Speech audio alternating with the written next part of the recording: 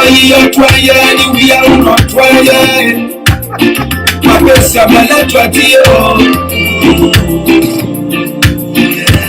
Sabele 20. Any know you know you my down. You in your 12 we stay right here, but in your 12 like you are cooling go nowhere. From the 17 we get your good beating. That they beating carry all your no CPP. Look, confuse people party. The Saka CPP. Hey, nobody's stupid. You in your 12 the man who not 12 years. The man who not 12 years. We are not 12 years. My best, I'm not 20. Sabele 20. You are the opportunity, you're squandered. In your last interview, like you said today, you must second chance, Papa, we can't get you there. We got bad, no, we can't get you there. Check Joshua, King of Africa, take over the nation, work on activities. Joshua, King of Africa, take over the nation, back from the great place. You're 12 years, the man who not 12 years then. You're 12 years, we are not 12 years.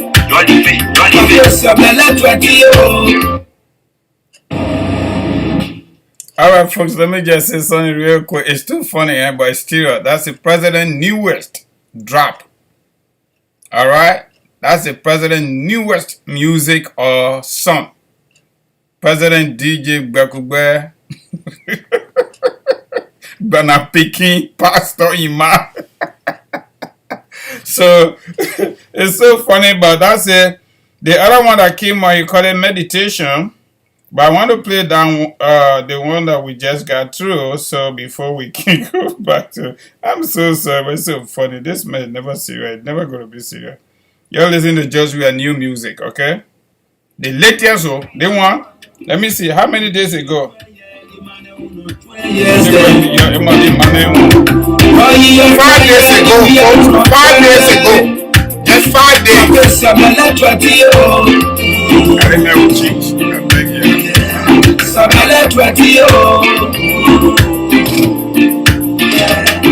Any know you know you my down. You in your 12 years, we stay right here, but in your 12 years, like you are cooling go nowhere. From the 17 we get your good beating. That they beating carry all your no CPP. Look, confuse people party. The Saka CPP. Hey, nobody's stupid. You in your 12 years, the man who not 12 years. In your 12 years, we are not 12 years. My best, I'm not 20. I'm not 20. You are the opportunity, you're squandered. In your last interview, like you said today, you must second chance, Papa, we can't get you there. We got bad, no, we can't get you there. Check Joshua, King of Africa, take over the nation, work on activities. Joshua, King of Africa, take over the nation, back from the workplace. You're 12 years, the man who not 12 years then. You're 12 years, we are not 12 years.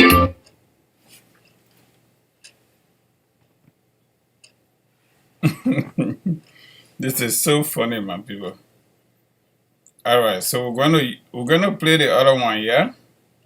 Meditation, and then we'll go to our regular. We got trouble there this morning. We're going to be measured this morning. Trust me, we're going to be measured so that we can get out and get other stuff going on. Yeah. This one, just we calls this single before July 26. This one came before July 26. Okay, you're listening to our president. Bekugbe Manewia. This is my meditation. Rastafari. Ooh yeah, ooh yeah. We are rebels. We are rebels. This could be. protection. We are brothers because you are my inspiration. You know you my inspiration. In our introduction, oh yeah, there should never be no agitation. So we can make the right decision. We are better. There should never be dissatisfaction. So you can judge me by my imperfection. We are better. Brotherly love is what we want. We're gonna do our evaluation. Brotherly love is what we need. So no tension in our nation. Brotherly love is what we want. Oh Brotherly love is what we need.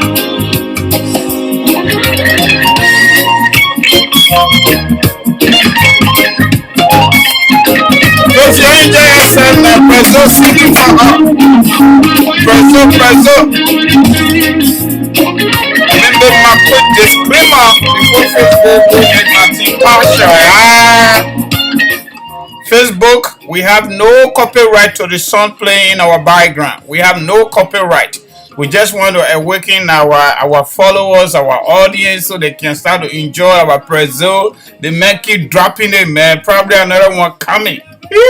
This one came before July 26th. The other one played first. That one is 5 days ago. 5 days. So Joe, we are making music almost every day right now. Woo! Am I working hard? So we are brothers, but we must not judge him based on his imperfection. That's what the Bible says. The young president says so. in our imperfection, there can never be a complication.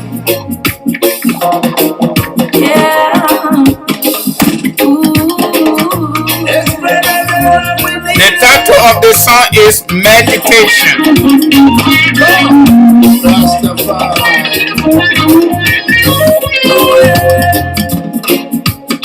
Meditation. Go on YouTube. You will get it right there. Meditation. That's the title of the song.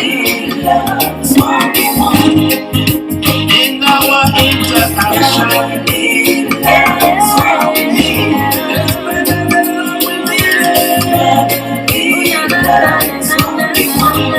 Get to our destination. It's better than what we need. You know we need. Yeah, man. My meditation is my motivation. You know? The Bible said meditation is his motivation. So much speculation. Too many speculation. Bring it down. You gotta put music. Segregation. Segregation. We're gonna do our evaluation. So no tension in our nation. Oh Lord, accept my supplication.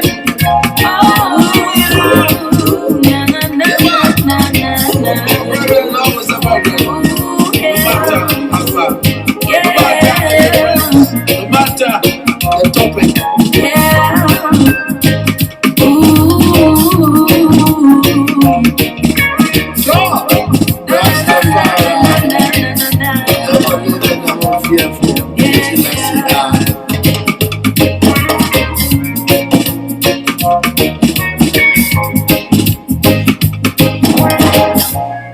This is nice, yo. This is really nice music, right? Meditation. So, according to YouTube, about 3,100 people have viewed this song since it came out before July 26th. So, we're going to play one more time, and then we go to our normal stuff, and then before we get to our conversation, we're going to discuss each of them.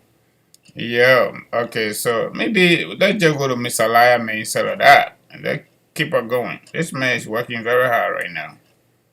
Yeah, every 3-4 days, probably a week, we'll get a new song from Joshua. So we're good.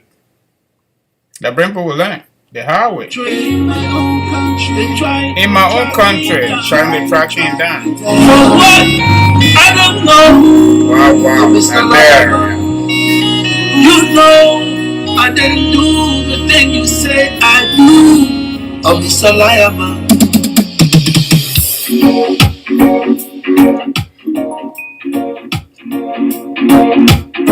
Joe Rastafari, Okay, King Lord. Selassie, big up, Mr. Liar, man. Please share the show. Please share the Mr. show, Liar, folks. man. Please share the show. Mr. Liar, man. Yeah, please help us share the show. You know I didn't do the thing you say I do. Oh, Mr. Liar, man. Everybody, welcome to class. Political consciousness class. Welcome on board. Do those things. Oh, Mr. Liar, man. I know I didn't do those things. Oh, Mr. Liar, man. Mr. Liar, man. Rastafari, no. I didn't do. Oh, Mr. Liar, man. You know,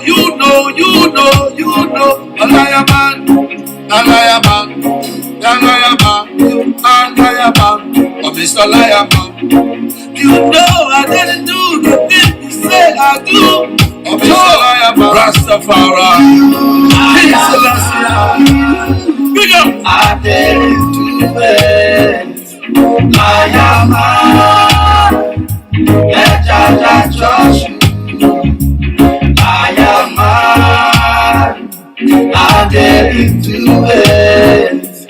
Liar, man. Let Jaja trust you. So what you keep lying? Lie, lie, lie, lie, lie. You lie, you lie, you lie. Oh, Mr. Liar, man. Oh, Mr. Liar, man. You say you lie, you lie. Oh, Mr. Liar, man. Mr. Liar, man. Hey, oh, Mr. Liar, man. You know I didn't do the thing you say I do. Oh, Mr. Liar, man. Jano, Jano, Jano, Jano. Rastafari, no. I am man. I didn't do it. I am man. Let Jaja trust you. I am man. I didn't do it. I am man. Let Jaja trust you. Hey, Jovial now. And I go on with the fireman. But people just said this is too interesting. It's serious, man. We can't let them cry wolf. You can't talk to a people without making music. Get out with the car, me never love you. I say, oh no, Jaja, I go judge you. Cover you a liar man, wicked man, bad man, foolish man. Liar man, I didn't do it. Liar man, Jaja trust you. Everybody, I am man, I didn't do it. I am man, let Jaja trust you. Let Jaja judge you. Wanna hear it? Talk me Never down. follow back on Mr. Liar man. We got the name seat already, you know. You see me? Mr. Liar man, wicked man, bad man, and foolish man. You see me? Fire for myself, wicked man there. Mr. Liar man there. Fire!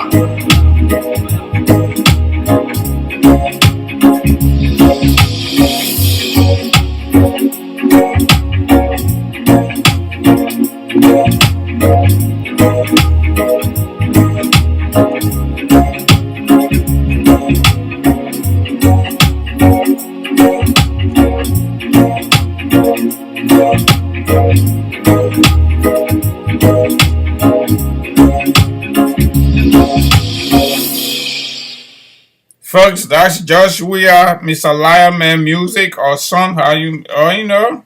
You know, this guy is very gifted when it comes to this thing. I don't know why he got a lead from there, but anyway, yeah, yeah, that's just weird. So let's go back to our normal routine. Let's do one or two gospel songs. Yeah, you bear with me. We're changing the flavor small, small. I can't wait for my body to come. I can't wait. Hopefully, he should be with us before the 15th, so we can be two on the show instead of just one person. When you call people, they're not ready to come. But it is the way it is. We'll keep going. Alright, let's take this Bassa man. You're sorry about our man at Bassa man. Sonny got dear boy. I listened to it. This was a promotional song for Nyobli Kanga's campaign. The last time.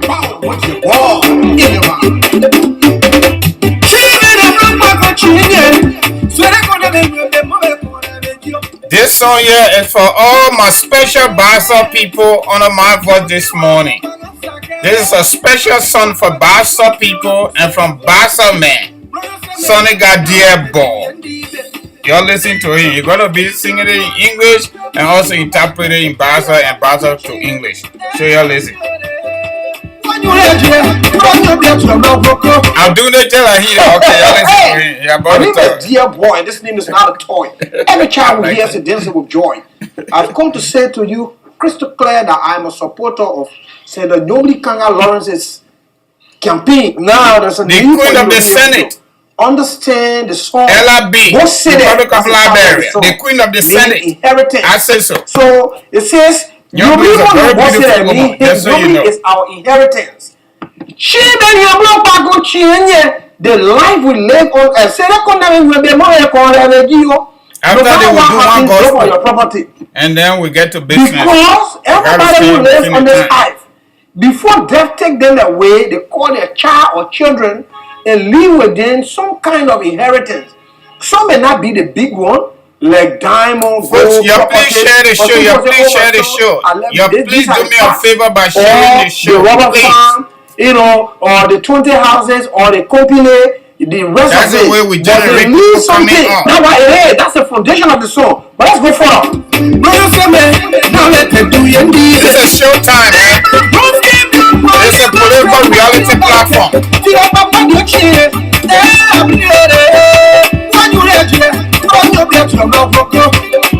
Alright, y'all, the Bassa people, you must start dancing here. You need to start dancing. My people, because of his character, the kind of person he was, the Bassa people and all of the people who believe in him, they trusted him and loved him so much. Okay, Godfrey.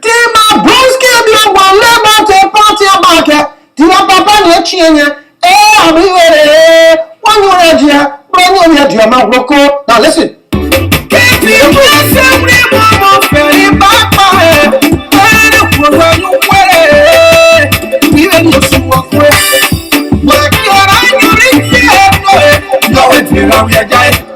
Alright, so when death that takes away life because it wants no money. King, it's so interesting. Peace, excuse me, be on his arches. Wait, Isa, y'all listen to this small Bassa education, yeah, not from you, from Senegal Debo. Y'all listen to it, man. I say, my daughter, sit down right here. And he said,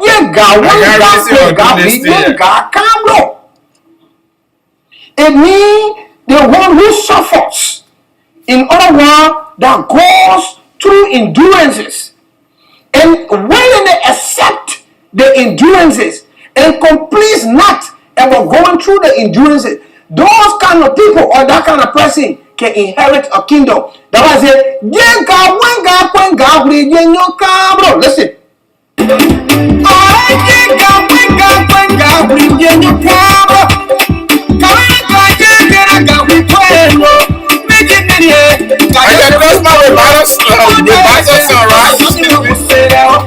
I come in for Diabo.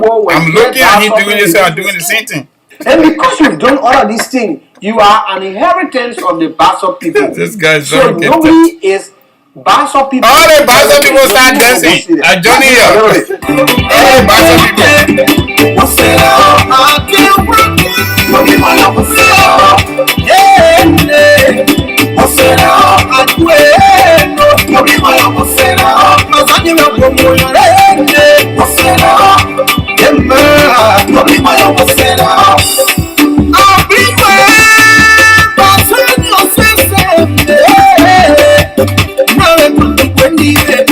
This All is right. very important. All the Basel people need to get up. Your worker, your driver, your cousin. Pastor people, you're listening to me.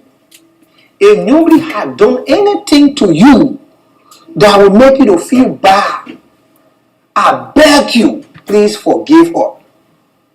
And there is a reason for that. But first, we look at the forgiveness first. So if she had done anything to you and you feel so bad, oh, nobody did not speak to me, or I call her, she doesn't answer her phone, she make commitment to me, she did not fulfill her commitment, she just passed by our village, we sent her letter, there was no reply, and several other things, several other factors that will make you to be dissatisfied. The thing is, we are appealing to you to forgive her. And the reason is this.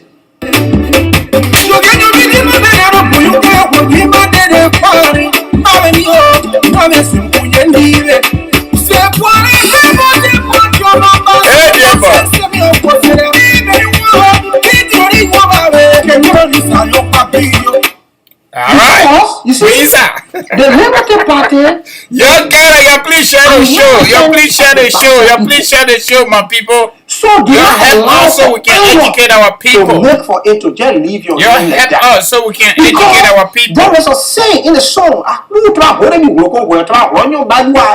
A person depend on a bapa hole before he gives respect. You hear that parable? So if you as a people do not have anything to depend on, to relax on politically, and you allow anger to take the Liberty Party, which is your inheritance that was given to you now by the late Councilor Brewski, now pass on to your daughter within the country who is one of the faces of the Liberty Party. They say, oh, nobody did this, and it goes away from you. You have nothing absolutely to depend on, so you will be considered what Basel call political pair anyway.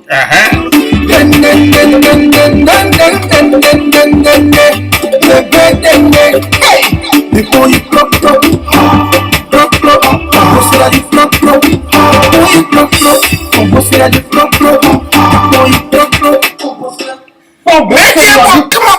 keep that thing going, man. So we can kill it in the morning. Hold your inheritance tight. Every responsible person hold dearly what is left with them as an inheritance. Other people multiply it. Other people hold on to it and use it as a livelihood. Other people leave houses, properties with their children, and the children are living on those things today. Only people who don't understand the importance of the inheritance can mortgage it. And such a person, people look at them in society to not be serious. No, boss, you hold the inheritance tight.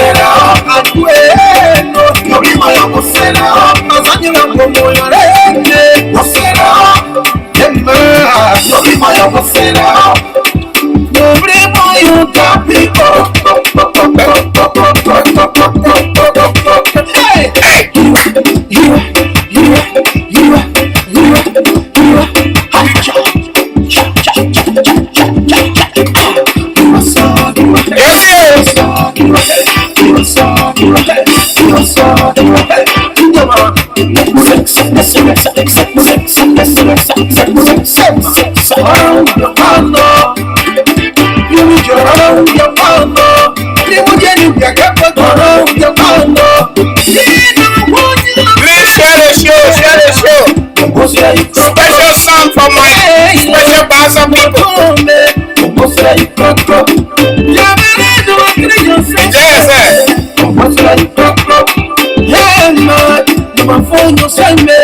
it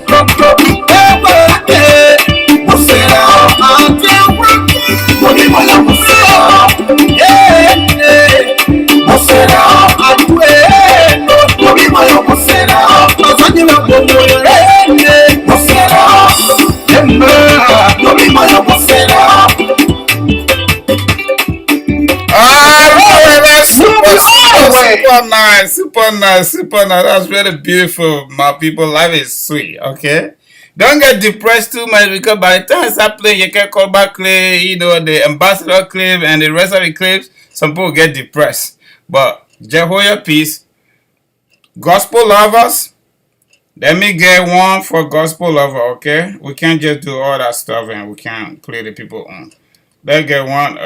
Okay, let's get our sister here. I understand she should have been on the world stage yesterday, Sunday, no, day before yesterday.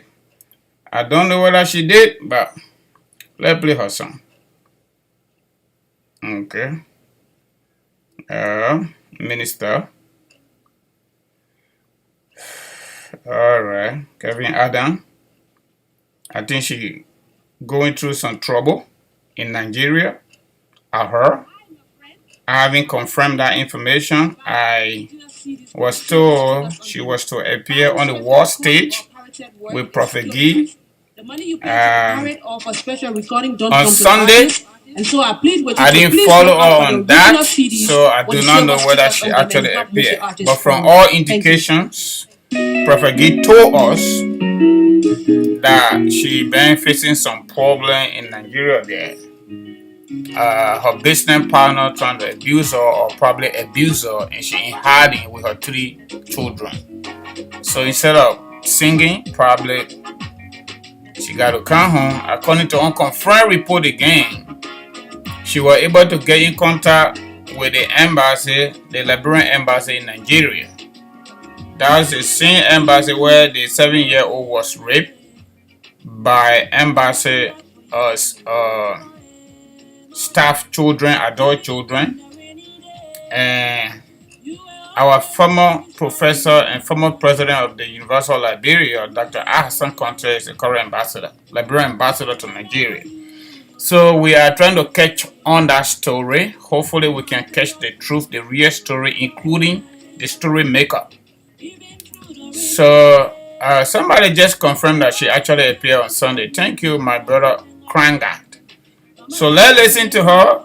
She talking about Mama, okay? After this, we're going to talk small. We'll go to the clips and then we'll go to the talking point. Thank you very much. And her mother, the girl was so beautiful for the eyes to behold. But the mother was the figure so bad for eyes to see. Please share the show, folks. And because of this, the girl despised her mother. She told her mother, anytime you see me with my friends, find somewhere to hide till my friends are done knowing. And so I thought, no, gospel music lover, this is your time. Get out of your closet and try to show some appreciation to your God. Regardless of whatever going on in your life, life is still better there. And being happy is part of our life. Not knowing the way around, when she entered the room, behold a girl and her friend. Sorry, Sister Brenda. I said, brother, I didn't know. I'm sorry about that. I didn't mean to do it. To show your face, they did not tell you to hide yourself. Whenever my friends are around, yeah, mama, our friends began to ask, who's that woman that is so ugly? And she said, the man, that woman, I don't know where she comes from. When her friends were gone, she went blasting and ranting at mama. Then mama began to cry. She said, my daughter, I want to tell you a bad story. Why you see me this way? It was not my fault. It was one bright morning when you were only a baby. I passed you very well, and I fed you very well. Then I put you to sleep, but there was no one around to help you. Then I ran to the market to prepare food for your papa. On my way back, the whole house was on fire. Everybody was shouting and weeping and running in total confusion. But I knew through the fire, my baby was there. And I knew through the fire, oh, my future was there. I ran through the fire, not for wedding ring. I ran through the fire, not for fine clothes. I ran through the fire, not to get daddy money. But I ran through the fire, take my baby with me. That's why you see, I got burned from head to toe. That's why you see, I'm so ugly from head to toe. Your father abandoned me because of my condition.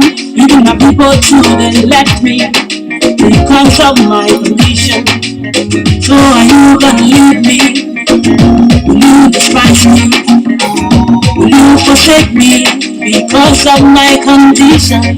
This girl looks how mama, with big drop of tears in her eye. Said, oh mama, you are the most beautiful woman I know. Mama, you're so beautiful. Mama, you're so fine, mama. So I thank God for you. Mama, mama, I thank God for you. Mama, oh, I thank God for you. Mama, I thank God for you. Even through the rainy day, you were always there beside me. Mama, I thank God for you. Mama,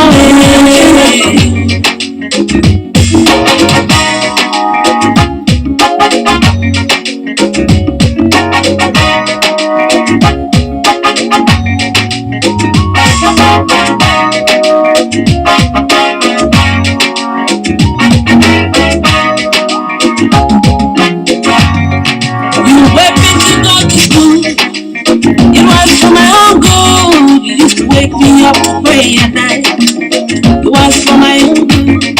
Sometimes I made you cry, sometimes I made you disappointed. But everything that you did for me was to make me to become somebody.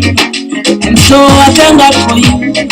My way, my way, my way, my way, my way. See me, I'm beautiful. I resemble my mama. See me, I am blessed. My mama suffered under my papa. If you want to insult me, see me, insult me free. But never ever insult my mama. I love her too much, so I want to be. My way, my way, my way, oh. Some people love their mama. They don't care about their mama. They have their mama living a very wretched life. But the day that mama dies, they want to buy the best of coffee. The day mama dies, they want to put her in a big ass motor. By that time mama is gone, to be seen no more. While you wasting your time, please do what mama still lives. Anything you do to mama, like a susu you put, you must eat. What goes around comes around. Your children will do you the same. Wherever you are, may God bless your soul. Wherever you may be, I love you, mama. Oh, I thank God for you. My way, my way, my way, my way. Mama, I thank God for you, Mama. Oh, I thank God for you, Mama. I thank God for you. Even through the rainy day, you were always there beside me, Mama. I thank God for you, Mama. Mama, I thank God for you, Mama. Oh, I thank God for you, Mama. Even through the fire, you were always there beside me, Mama. I thank God for you, Mama. think I don't know. My way, my way. Everything you did for me, Mama, it was for my own good. You wake me to go to school, Mama. It was for my own good. You wake me up to pray at night, Mama. It was for my own good, Mama. So I thank God for you, Mama. Mama, I thank God for you, Mama. I thank God for you. Oh, I thank God for you, Mama. Wherever you are. All right, folks. I'll use, before we get to the clips, I want to say plenty thank you to my God for keeping me going day in and day out and giving me the opportunity, the strength, and the ability to sit there and manage this technology that I have here, including the equipment and the cell phone and everything. So I want to tell him thank you. I also want to say thank you for following us and listening to us. My buddy is not here, by the grace of God, he will be here next month before the 15th. I spoke with him this morning. He ran a Conakry, Guinea. So hopefully I can have a little bit of relief so that I can be touching everything. At least it will be 2. Yeah, that would be really fine. I'm missing him already right now. So we're going to do new recognition. So I promise you guys are going to be part of the show right now. But before we get to that, let me call the number to you and the topics today. The numbers are 267-938-2801 for the show. 267-938-2801. And our WhatsApp number for today's show is 267-648-8012. 267-648-8012. The WhatsApp number, please. If you are in America, don't call that WhatsApp number. I beg you. And for folks that are not able to call the show directly. And the number is also, the 2 numbers are posted at the top of the show, just so you know. And I'm going to also pin the number once we get started with that. Alright? But honestly, we want to say thank you to all of you. If I mispronounce your name, just forgive me. So we're going to start with our big sister, Yamaturo Kranga.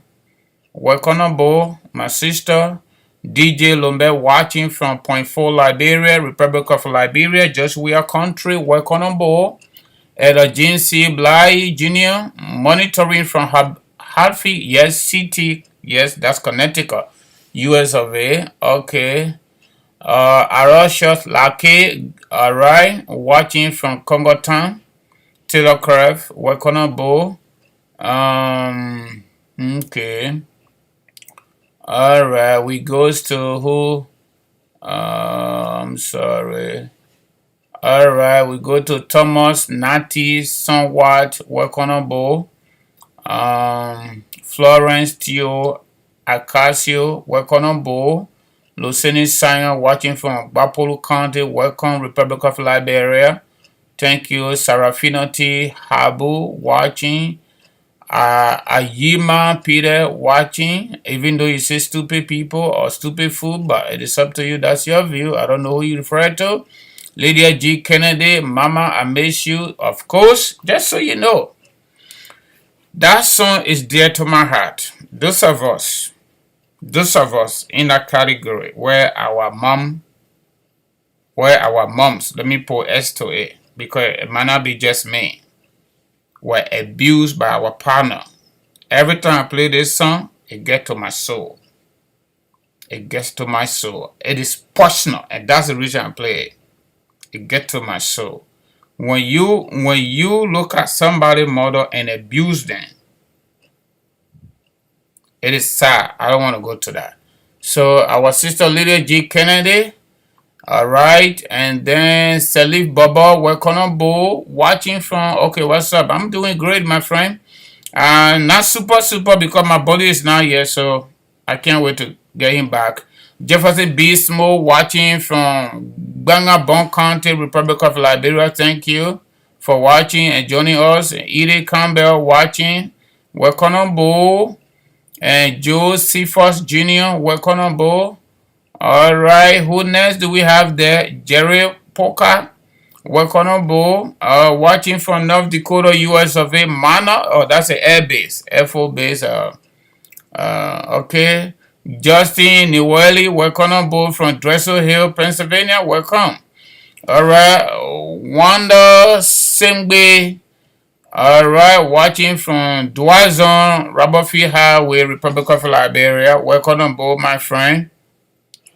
All right. I think so far so good. John Johnson, welcome on board.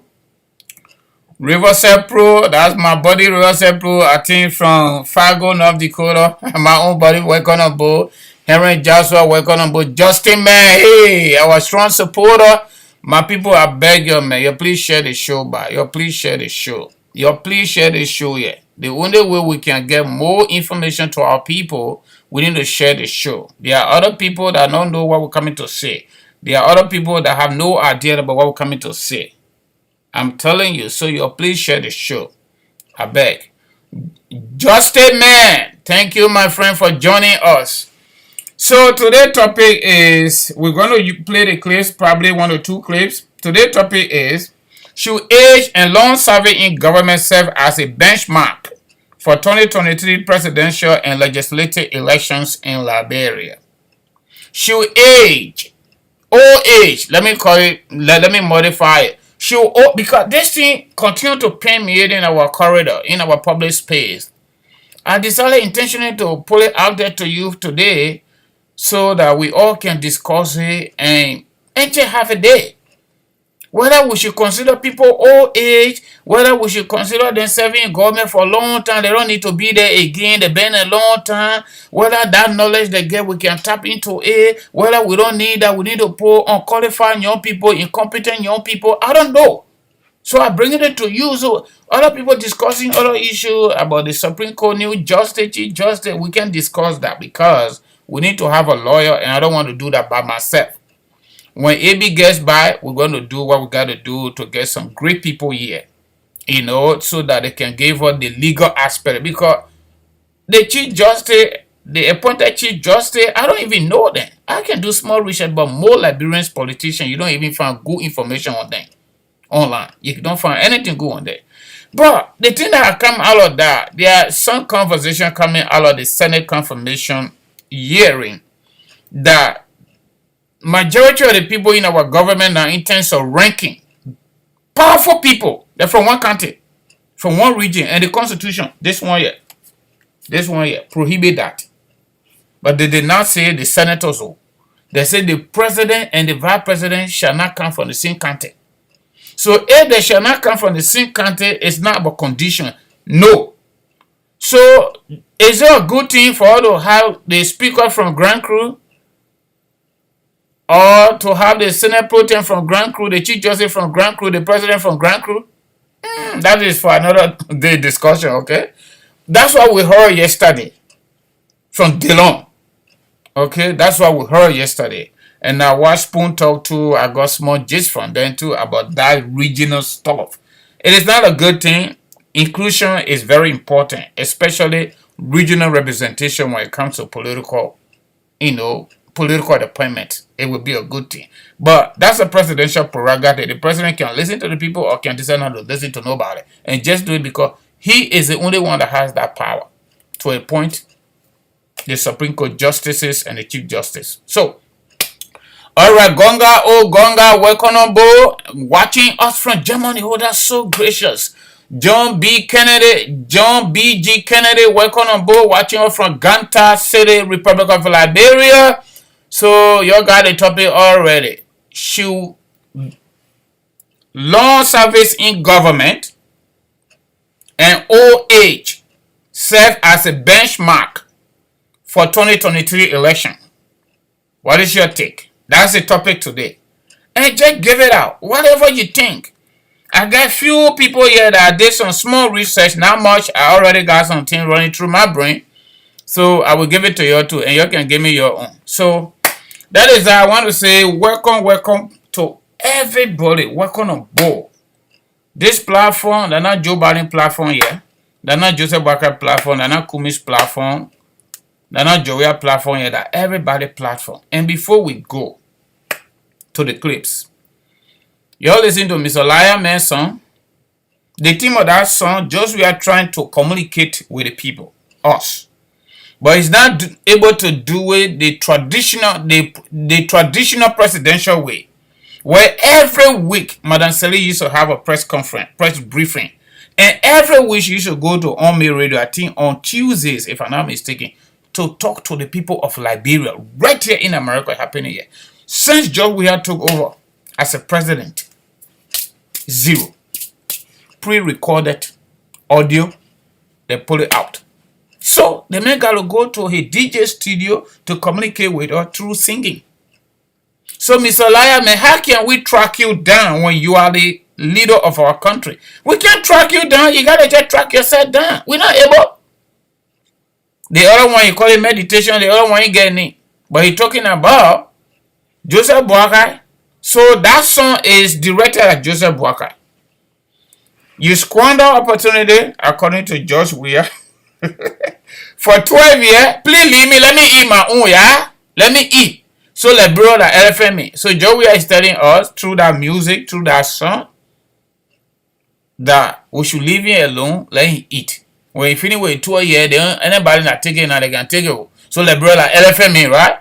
I agree, because that's what we're saying. People they do concession when they're not their area. They honor my investment commission, they honor my PPCC commission, all the commission, they honor mine, and they say that in the president office, they give road projects out and use people inside their office working. We pay them.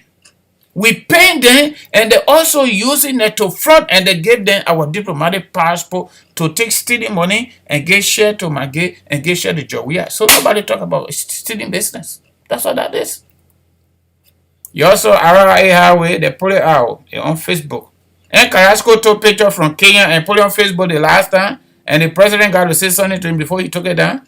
That the RRA Highway there, the way he give it to you, you see it? The real RRA Highway that what we see now. They say the money finished, just allegiance. They say they're coming with sanction. They're not sanction, excuse me. Census, population census to count everybody in Liberia. But they say no money, but they say they're coming with. They say they're coming with it next year before election. That's what they say. They will come with that thing before election, but no money. So RRI Highway, they finish with it even before they started, according to Carrasco. But now the real white there now and no money. The money finished. The company they give it to, they say the money finished. This story more than team for a part now. Liberia is more than team for a part. Team for a part is better, my people. So I just wanted to give you that little interpretation of those songs I told you about. Kevin, Adam, Uno's song, Mama. Y'all know what Mama means. All of us, especially Liberians, we know what it means. You know, we know it. You know what the people do for us, what they did for us. Even when you get big, your man can still want you to sit on their lap. You can do anything to me. You can be my partner. You can be my anybody. You can do anything to my body. But when you touch them, oh God, you say something to them, ugly. It don't. It don't no. It don't. Especially when you do this. When you use your physical hands on them, it finish. Minister Ivan P, thank you very much. So that's why every time I play that song, it comes deep down inside my soul. And you know what? I leave them with their conscience and their God. Like the song singer said, everything that goes around must come around. And the Bible says no sin go unpunished. There will be punishment for that. Every diagnosis must have a better prescription. That's the only way we can get better. So the same thing we got to do in Liberia. We got to have a leader that will say enough is enough. That's the only way we're going to get better. We will keep talking. I think we're making progress. It's not so immense, but it is okay. Before we go to the clips, let me welcome Ali Aisha Donso. Welcome on board. Madhavin Matis, welcome on board. I'm just sorry if I don't pronounce your name good. I'm sorry about that. You just forgive me, okay? So I want to say on behalf of our platform, in my own name, as a former student and graduates of the University of Liberia, somebody that I really enjoy and admire so much, Dr. Seguano, passed away. My deepest and our deepest condolences to his family, Universal Liberia family, and the Republic of Liberia. He brought to bear real education. He contributed so much to our nation building. He passed away. Omeguano, topics in Liberian history. I sat under his supervision. Even this constitution, we talk about it a lot in our political science classes. And Dr. Guano, majorities of the books that we got, we call Liberian Civic. He wrote them here in Amos Sawyer. But he contributed so much. And people didn't even recognize him because good people are not recognizing Liberia, my people. That's another trouble. Good people are not recognizing our country. I didn't know Dr. Guano until I went to University of Liberia. That old man was so down to earth. He was always willing to sit down with students to lecture after class. Good man. Good family. Easy going. They have to say that's Dr. Seguano before you even get to know. He was also teaching at Foreign Service Institute at the Ministry of Foreign Affairs. The school that people go to become possible, foreign diplomat on behalf of our country. Hannah Johnson, thank you for joining us. Mr. Jad Bitter Truth, thank you for joining us.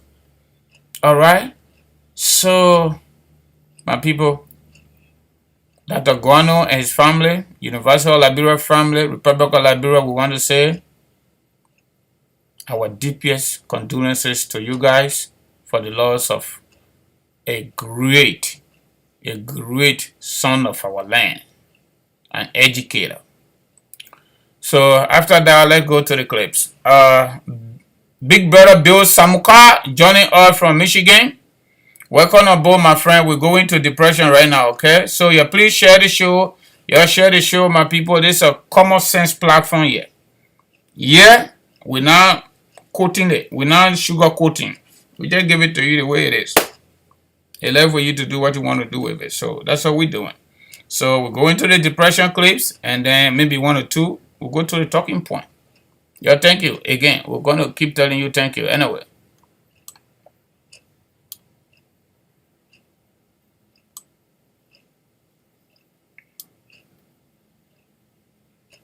You here? What are you doing here in the first place? Where are you? Look, I came on a radio talk show to Hub FM. I was invited here. And I came to speak to the Liberian people. The president has endorsed this group. He said we should provide security for ourselves. Exactly. You understand what I'm saying? I'm just told that the joint security is scrutinizing your statement that you're going to establish. The Nazi is still in an open doing. Are you not afraid? Afraid of who? Arrest? Yes. What are they waiting for? On the call about one day you might be a picker in the street. Oh yes, I want to be bigger in the street for the Liberian people. Why they can't come now? You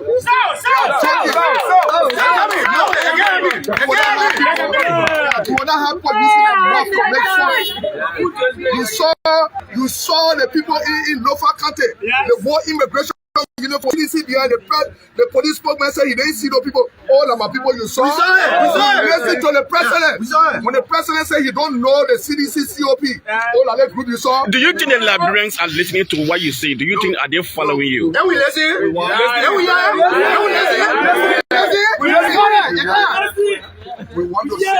We want to say to this president, you were elected to govern this country. Yes. You were not elected to be selective.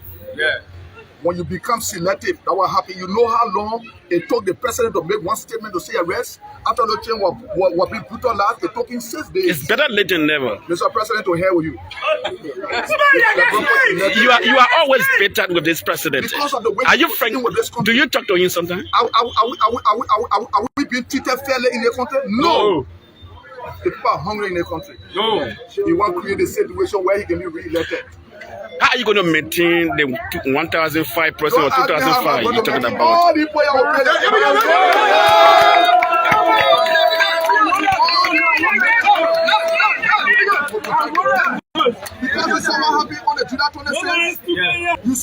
the July 26th, when the civilians went inside to harass and jump into poor home and were looting things, it was not only early boys that were affected, citizens were affected.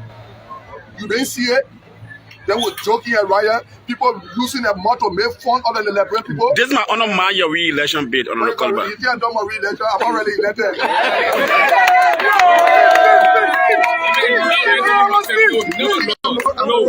I'm worried about election. I'm already elected. Look, the Liberian people looking for somebody to stand up for them. Yes. I want to be killed for the Liberian people. Exactly. I want to be arrested for the Liberian No way, no way. No way. Never found no man to be brave like this. Yes. You see the guys? Got 1,200 people making fun. Are you going to go across the country to recruit people? 1,002 is for Basel County. We will have 1,000 in each county.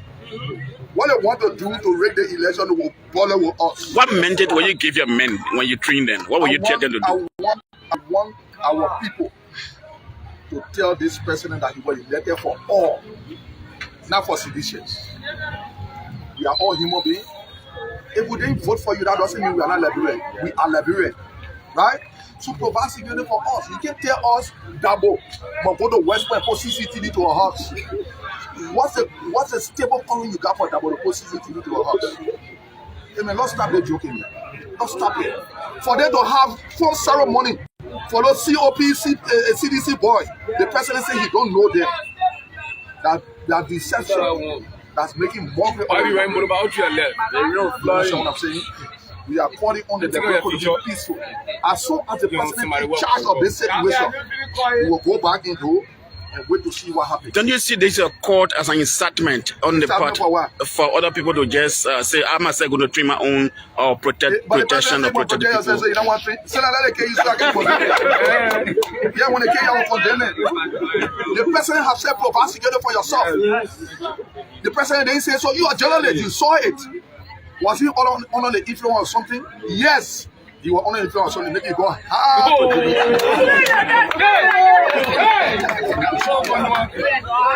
You need to stop. How long are you going to continue on this advocacy? As long as Ambassador we are refused to provide security for the Liberian people, we're going to provide security for ourselves. You understand what I'm saying? We will not sit down here, the people can kill us. What are you going to be? What are you going to be great with? What are you going to have? Marshal I. I'm a black belt holder. I'm a black belt holder. We will train our boys. I served in the Liberian National Police for 11 years.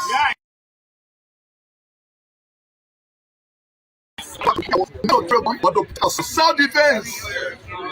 Self-defense. I'm sure your colleague who are staying in force can sometimes call you to tune down your volume. No, let me tell you something. If election was held today, all the police people who are against Ambassador. True. Even the SS people. Do they tell you that? Hey man, I don't have to tell you what they tell me. Look, when I was in the police, Patrick Sulu, the police director, used to ride the back of my pickup. He used to tell me, yes sir. You are our filing clerk. So you don't know operation, you don't know policing. But you know, they say, well, who know you will take you here and what you know will make you to stay. As a legislator, and then you are on the side of advocacy, you have the masses behind you. What is the difference between you being a legislator and being an advocate that you're doing now? But we are elected to advocate for our people. Lawmakers should be an advocate.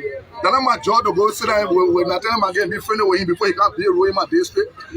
My job is to say, Natalie Magain, you are eating coke boy, you know how far that I use the money district number 10 like they do it. You think I will beg them to go do job in my district? Do you have contenders in district number 10? I'm told the CDC will be supporting the current Inspector General of the Ministry of Commerce, Josephine Davis. You think bleaching contact in district number 10? What do you mean? No, we're not doing bleaching contact in district number 10. What do you mean? District number 10 is a serious place. District number 10 is the most popular, the most respected district in the history of Liberia. Yes. I know I went to local country. You saw when I went to grace my invitation that was sent to me by the Unity Party, right? To grace the convention, right? When they called my name, what happened? The whole place go, wow. Ambassador, we have thought nobody could stand in his face. They harassed Eddie here for 12 years. They took casket around here. They put Joseph Walker and Ellen picture on casket. But we to our own here, you complain? You think we can talk casket? You're making fun with him mouth. I want to say thank you. Thank you, Papa. God bless you.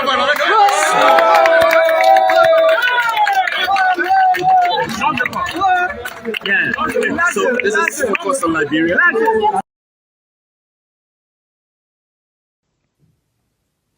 Mr. Taylor, did you ever deal in diamonds with the RUF in return for arms? Never. There is not one human who believes in the truth can say that I, Charles Ganke Taylor, dealt with the RUF or anyone in the RUF taking diamonds for arms or taking diamonds for anything. None. I'll ask you very directly, Mr. Taylor. Based on the evidence called by the prosecution, and I'm speaking louder because I'm told that my voice was very faint, were you regularly receiving mayonnaise jars full of diamonds from the RUF? Never, ever did I receive, whether it is mayonnaise or coffee or whatever jar, never receive any diamonds from the RUF. It's a lie. It's a diabolical lie. Never. Liberia has a serious problem right now, and that's taking on a number of issues. Foremost among them is the issue of corruption. And this is an issue that we are seeing across the board, not just in Liberia, but in other places. And for me, corruption is an act of robbery, plain and simple. It's a cancer in our societies. It is government stealing from the people of Liberia, from the mouths of children. It takes away access to health care. It denies citizens their right to public safety. It stops young people of Liberia from getting the education they deserve. It takes the future away from them. It prevents this country from having the healthy business environment that it needs to lift Liberia out of poverty. It has denied Liberia its place in history, a successful and prosperous country with so many resources to contribute to its people's well-being. Corruption is a democracy killer, and we cannot have that in a place like Liberia, which we're counting on as a bulwark for Africa's democracy. To me, this is the most pressing, it's the most forward-looking challenge facing Liberia today. Liberia has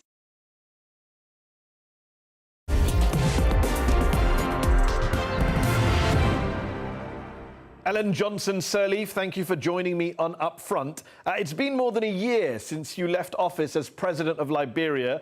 You came into power off the back of a peace deal that followed decades of war and violence and coups. You ended your mandate with Liberia's first successful democratic transition in 73 years. You're the first woman to lead an African nation, a Nobel Peace Prize winner. And yet some might say you've been more popular abroad than you have been at home. What do you say to them? Well, you know, I think if one really went around the country, where I spent a lot of time going into rural areas, being able to work with farmers and rural women and traders, and, you know, I found that I was very well connected with them. But also if in the city, some of the positions I took were maybe not popular, then that's fine. But I also know that I had to be out there in the global community, being able to mobilize the support for Liberia, being able to restore Liberia's creditworthiness, being able to make sure that the partnership that we needed, you know, was put in place to enable us to achieve our development goals. I'm very happy with what I was able to do. When you became president in 2005, you pledged a war on corruption. You called it, quote, a national cancer and, quote, public enemy number one. But then you yourself were hit with a variety of scandals, your government, and you later said you, quote, underestimated the cultural roots of corruption. But surely Liberian culture isn't to blame for corruption. Liberian politicians, such as yourself and others, are to blame for corruption. Well, let me tell you, politicians are part of the culture. Politicians are part of the value system. But it sounds like you're blaming the public, the country, for the actions of politicians. I'm not blaming anybody. No. I'm thinking you're just talking without listening. That's not what I'm saying. I'm saying dependency, dishonesty came part of the Liberian culture over the many years of deprivation. The institutions to fight corruption were not there. You mentioned the institutions, and yet you did have an independent corruption watchdog, the General Auditing Commission, which found 20 government ministers, accused 20 government ministers of corruption, and you failed to prosecute any of them. Why? Well, let me tell you something. All of those reports were sent to our Liberia Anti-Corruption Agency. They were also sent to our legislature. We organized a particular unit in the presidency to be able to look at all of those cases and to be able to send them forward to the Ministry of Justice wherever they thought prosecution was necessary. So why weren't they prosecuted? Well, because our system is like that. If you want to really understand Liberia, you need to dig a little bit deeper. You need to understand our culture, our values, our systems. And the way to tackle it is not always to just make a whole lot of noise about it, but to quietly build those institutions that are going to be long-lasting. What is it about your country's institutions and values and culture that led you to appoint 3 of your sons and your sister to top government positions? Something that led to your fellow Liberian Nobel Peace Laureate, Lema Bowie, to resign from her post as head of Liberia's Peace and Reconciliation Commission. Does she not understand Liberian culture or institutions? No. Let's put it this way. First of all, when I took office, if you're talking about one of my sons was always in place a couple of administrations before I took place, and I didn't fire him. Yes, I didn't think it was necessary to do so. If you're talking about the others where I needed a specialized skill to be able to achieve our objective of trying to mobilize the resources to tackle our major development programs, that's what I did. And frankly, will you please look around today at some other countries that have found themselves perhaps in similar position and have been able to put in place those particular relatives close to them Which countries are those? They could trust? I'll leave that to you to do your research. Well, I've done my research. The British Prime Minister hasn't appointed any family members. The Canadian Prime Minister hasn't appointed any family members. The French President hasn't appointed any family members. The German Chancellor hasn't appointed any family members. I could keep going. Good Ellen for Johnson them. Sirleaf. Good for them. Is that all? Well, you were saying look at other countries. I'm saying it's not a common practice. All right, folks, let's stop it right there. So I read the topic to you. Let me reread the topic so that we can discuss about this issue of age today. Maybe we should add or integrate it there too. Maybe that could be the suggestion, but we'll let hold it constant to the topic this morning is, should age and long service in government serve as a benchmark for 2023 presidential and legislative elections in Liberia? What is your take? So the number to call is 267-938-2801, 267-938-2801. Our WhatsApp number for folks outside of America, people who are not able to call directly, is +1 267-648-8012. +1 267-648-8012. I'm going to pin the number also. So before we go to that, let me do my small commercial. Kangoma Multi-Services Consulting Immigration Services. We are helping our community members and the public in general with immigration paperwork. Majority of the forms that you need to submit if you want to file for your loved ones, it could be your parents, it could be your children, it could be, we'll get our first caller from Rhode Island. Let me pick up this caller so I will come back with that commercial, okay? Good morning, caller. What is your name? Where are you calling us from? Good morning, President. My name is Paul Jabo. I call from Rhode Island. How are you today? I'm doing gracious, man. God is good. My brother, lay on us. Okay, so your topic as to whether age and integrity or long service, age or long service should be factor for determining the next president, right? Yes, you are right about that. Okay. Okay, so here's my take on that, right? Mm-hmm. You know, age comes with wisdom. That's one thing we need to understand. Age comes with wisdom and experience.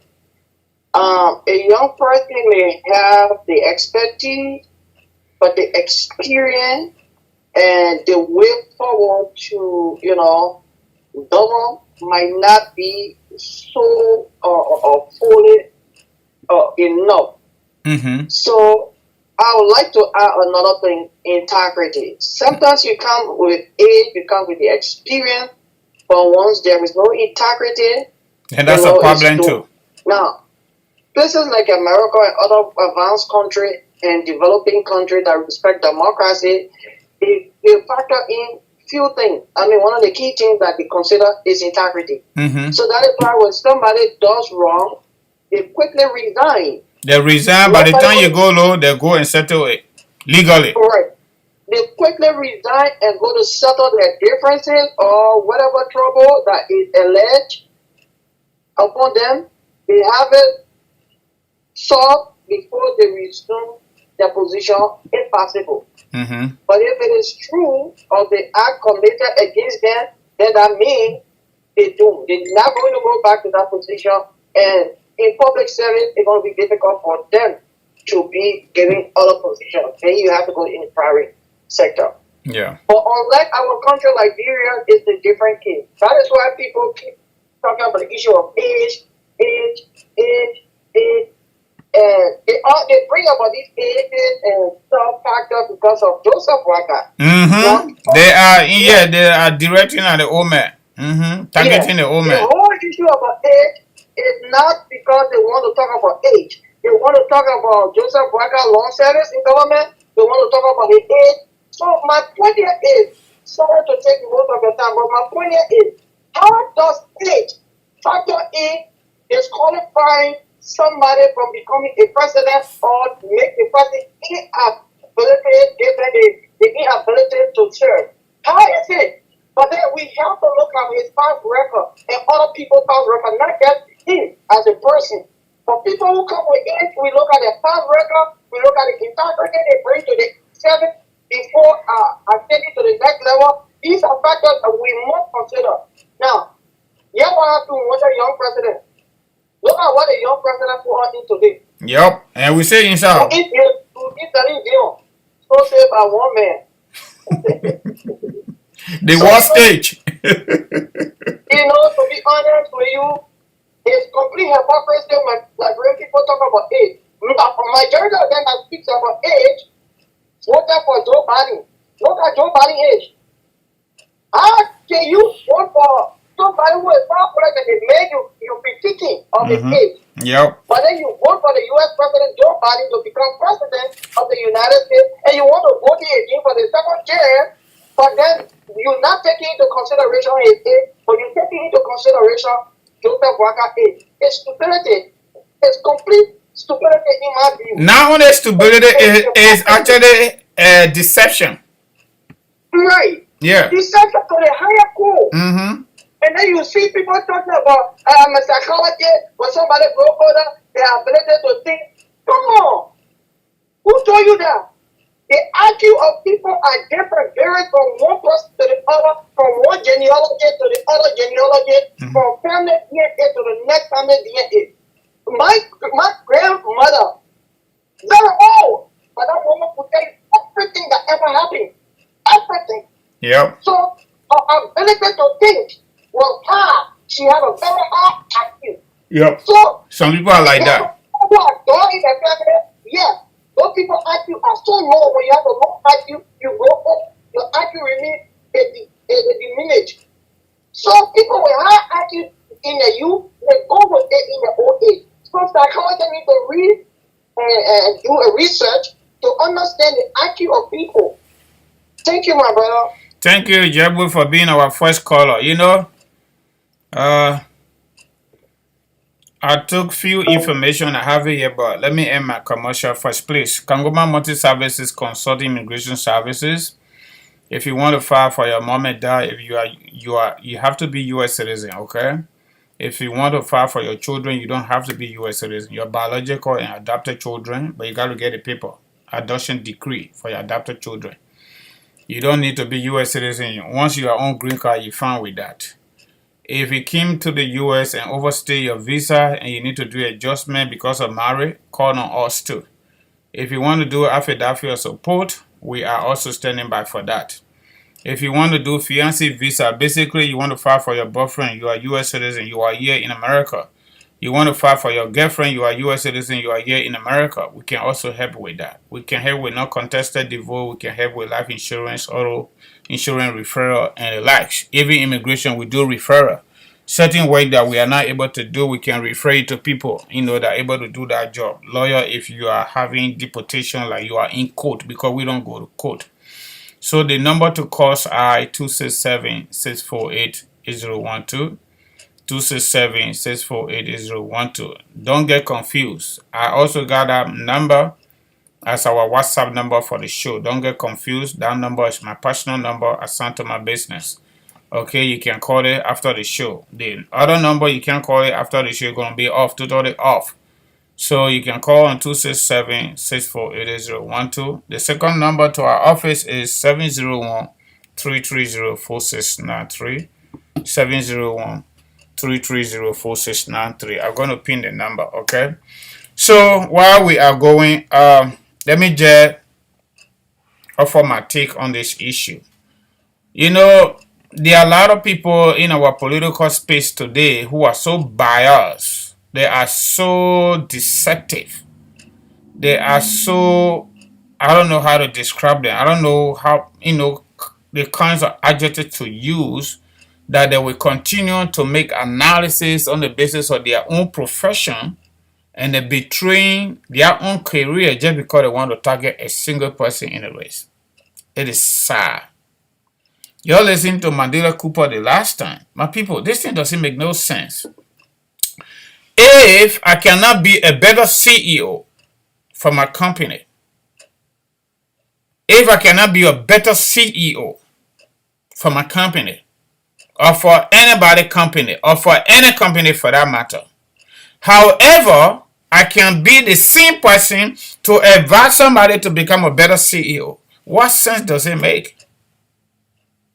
If somebody cannot make a good president in Liberia because of their age, according to Mandela Cooper and the ANC folks, especially I'm going to call in Dr. Richardson Spunto, because she brings to the table this theoretical psychology, and she having even lived in Liberia to get to understand the political climate, the political culture, the political system in our country, and not even researching right here in America, for example.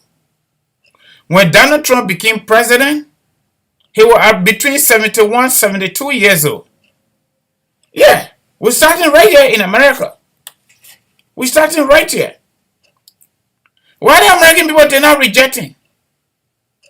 The person that came second to Donald Trump, Hillary Clinton from the Democratic Party, was closer to that age too. Bernie Sanders, that contested against Hillary Clinton and the rest of the guys, he is the oldest so far right now in American politics. He older than Joe Biden. So, folks that believe in the narratives of those folks in Liberia, Liberians, that saying that age is a problem. When you serve the government too long, it's a problem. Y'all need to call today so we can all discuss it. I get a caller on our WhatsApp line. They're not supposed to call it. They're calling for Bristol.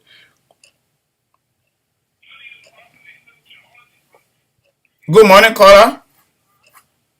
Yeah, good morning. Yeah, you are our first female caller. Can you call the other number, please? Okay. Okay, let me just take it because you are female, just for that. Okay, let me just take it. I'm not trying to discriminate, please, folks. You just forgive me, okay? Yeah, this is the WhatsApp number, but let us get your take. What's your take? What's your name and where are you calling from? Yeah, my name is Bernice. I'm calling from Pennsylvania. All right, Bernie, go right ahead. Yeah, what I wanted to say is that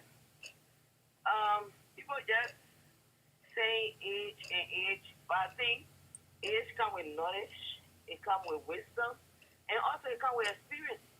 And people just they don't want Boyka to become president, but yet still they know that Joe Biden is president of the United States. He ordered.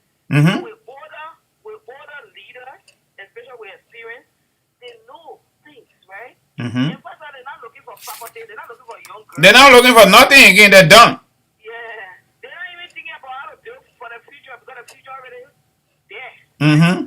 But these young president or stuff, they come to power, all they fight for is money and what they never had. And also women.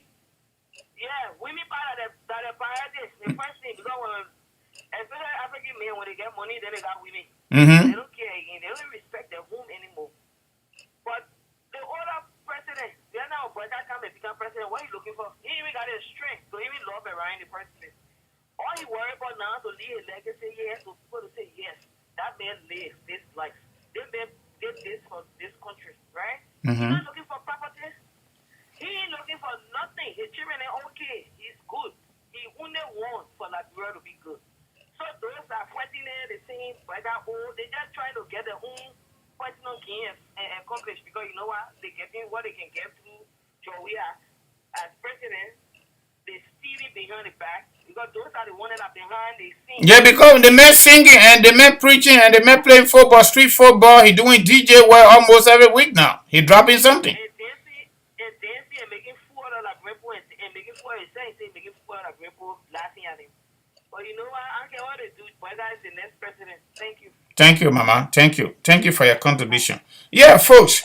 Let me just give you small information that I researched. Okay, American politics. The reason we compared America with Liberia is just simple. If you want to agree with all, you don't have to agree with all, my people. But let's be honest. Read your history. Read this Constitution. I got another book here written by Dr. Seguano. You read it. Liberia was established as a result of free slave from America.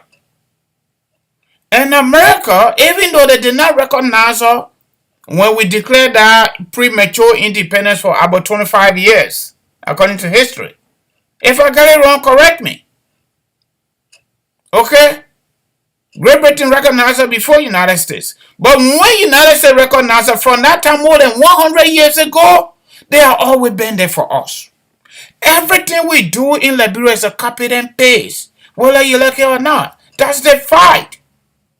It's a copy and paste from the United States. Our educational system, our governance system, our administrative system, even the three branches of government is the same thing. Yeah, states are referred to state, let's call it state. Okay, it's a federal system. So the states got governance, right? In Liberia, we got unitary system, right? We got counties. We call it political subdivision.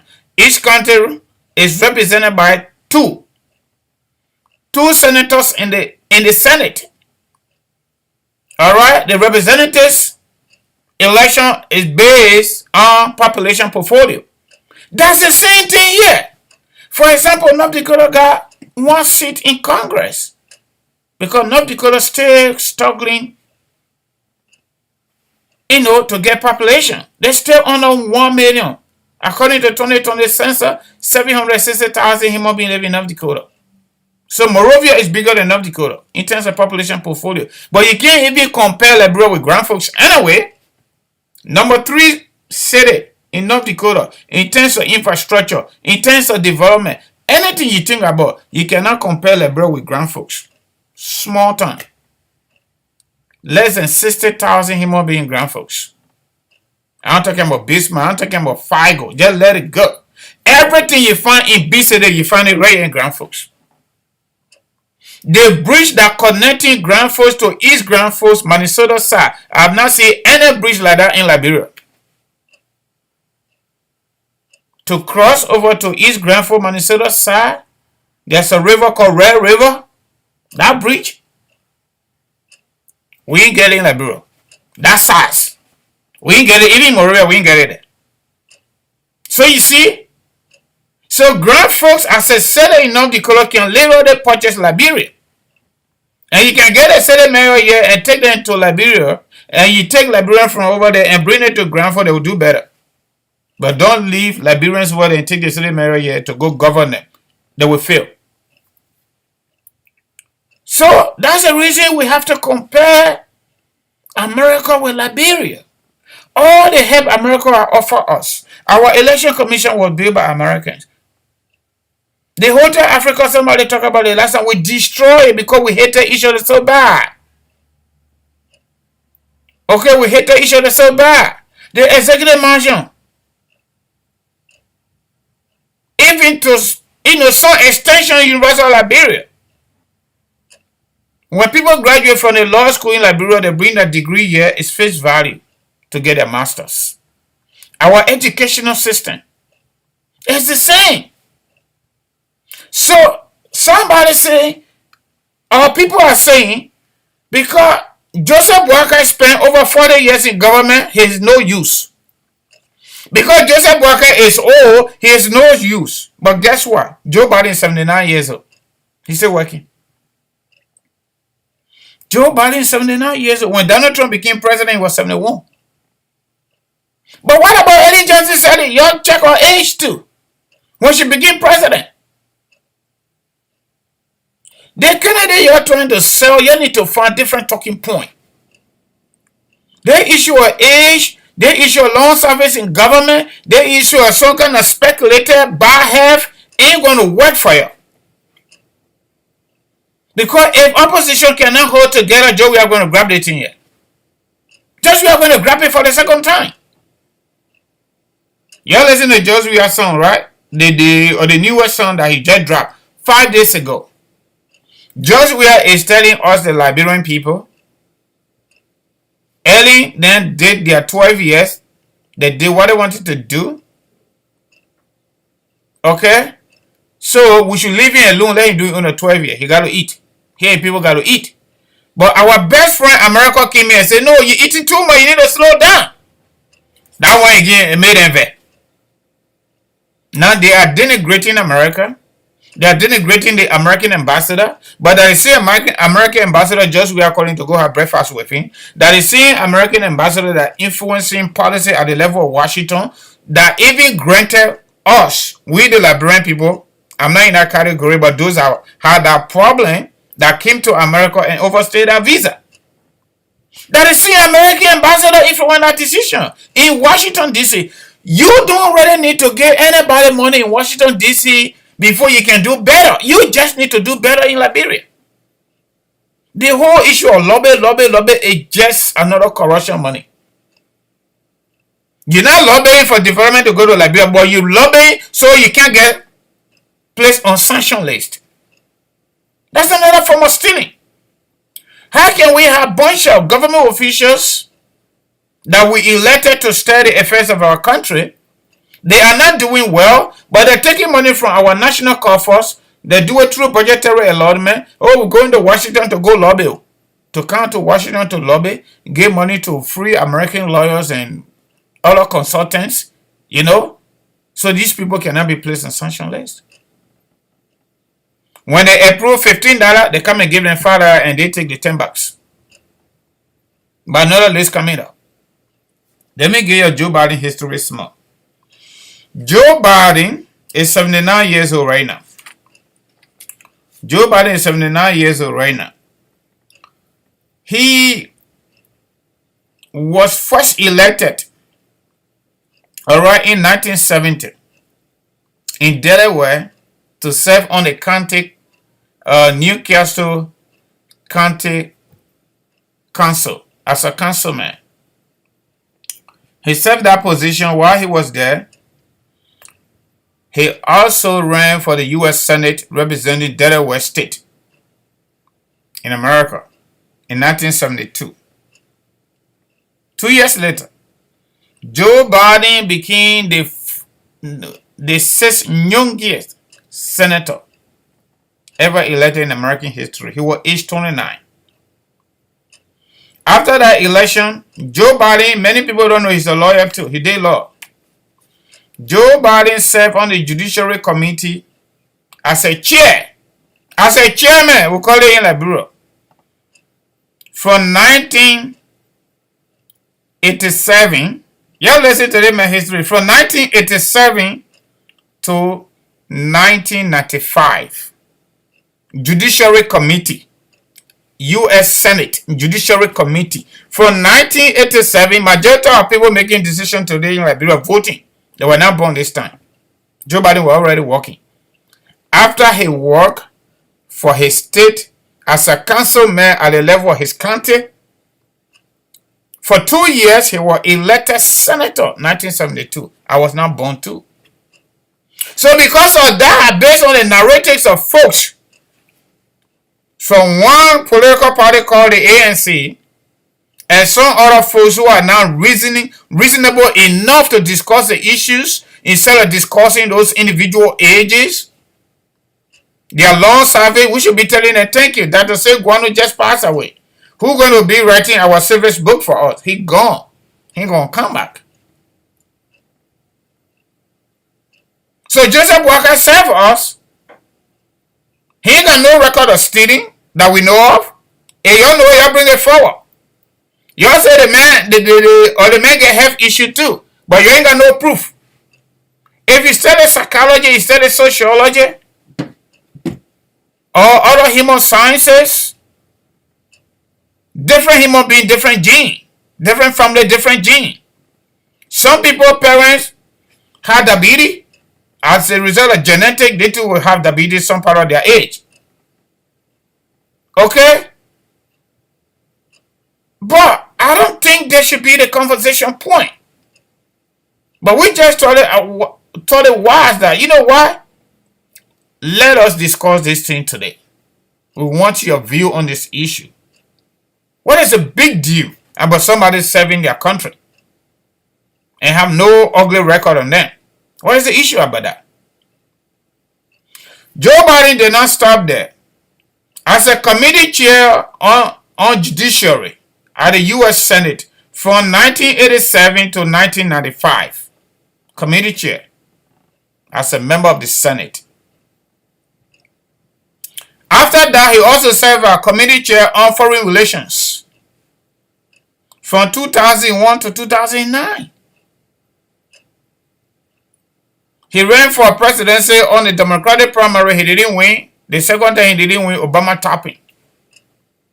Nobody ever beat Joe Biden in Delaware. Every 6 years in America, there is a what? Senatorial election. They call it May 10. Nobody could beat Joe Biden until he was going unopposed. Nobody. Can you imagine that? So that kind of man, American people, based on the analogy that we're getting from other folks in our political space, American people are supposed to have rejected Joe Biden. Number one, he's old. Number two, he's still running government from age 29. Not even 29 because he served 2 years at the level of the council. So if he minus 2 from 29, he was 27. Young lawyer. He had just graduated from the law school. 27 years old. He started working for his country. So we're supposed to reject that kind of analogy. 27 years old, up to today, Joe Biden is still working for his country. He's still working for his country. From 27 years old to 79 years, Joe Biden is still working. So that crime, based on your analogy, like Dr. Chinwe Richardson on Spoon Talk, age is a big deal. Arizona Kumi now in February in 62. Let me see Arizona Kumi age. Let me see right here. ABC, where are you? Let me see 66 years old.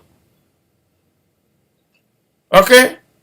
The Salune president is okay, that's Jebo. Jebo will come to you later on. Let me finish with this talking point.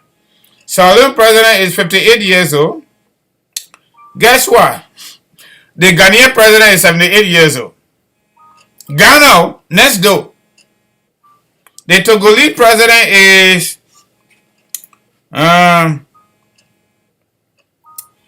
where's Togolese president? Togolese president is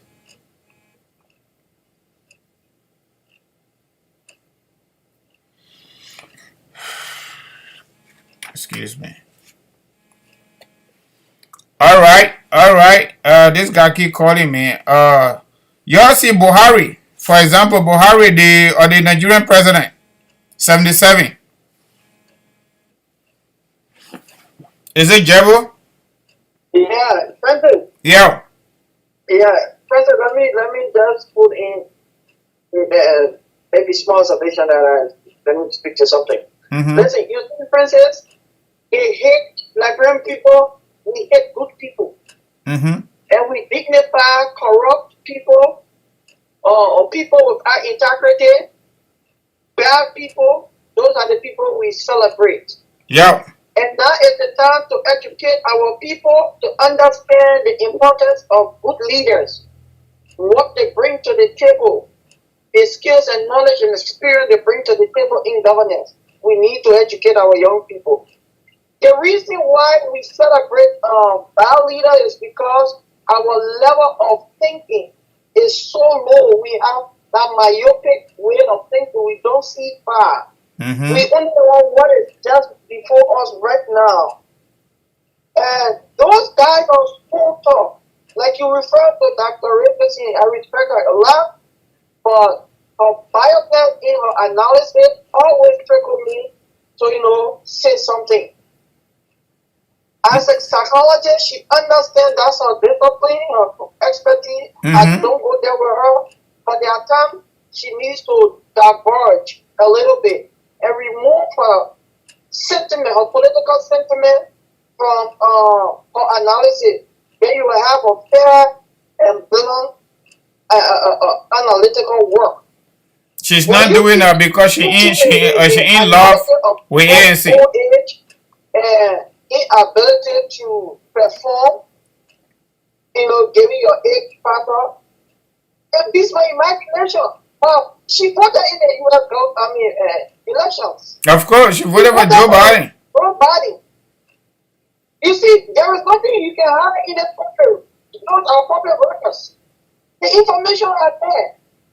So how in the world you support a 79-year-old man or a 75-year-old man or so? It doesn't make any analytical sense to me. If you want to push Mr. Promise's agenda, push an agenda. Steering gibberish of people who are trying to liberate people. Look at Mandela football. Somebody from my own country. Then somebody tells me, "Hey, woman, you from the same country? Why you get some?" Come on. That country will eat. I went to school to be an idiot. I went to school to rational and to think it was better. It makes sound and rational decisions for my children, for my future, for my country. Because somebody is from the same country, and you tell me the man is knowledgeable, he got wisdom, but the wisdom cannot and make him to lead as a president of the Republic of Liberia, but he can only make him to be a advisor. What sense does that make? Okay. Cannot make a good president, but can advise somebody to make good president. You see, the people can always shoot themselves in the leg. Because of the biotech, if you really want to push communist agenda, because that's the era, that's the path she's treading. She's treading on communist path. I know she's going to the ANC, I understand that, but hey, speak and promote communist agenda, and then forget about denigrating other people. Somebody age, somebody death, those kind of stuff. I think is not important. It's not important. So our people, our political commentator, Facebook commentator, and other people need to be real. They need to be truthful to themselves. You can get them so much. Because everything I see right here is all about the hit for DP Braga. Yep, that is all about that. For this man, and why are they so, one of that man being old and not having the ability to be? Why are they so concerned about that? Because that's the only man that can be George Weah, and they don't want that. Okay. They don't want that. I'm going to tell you that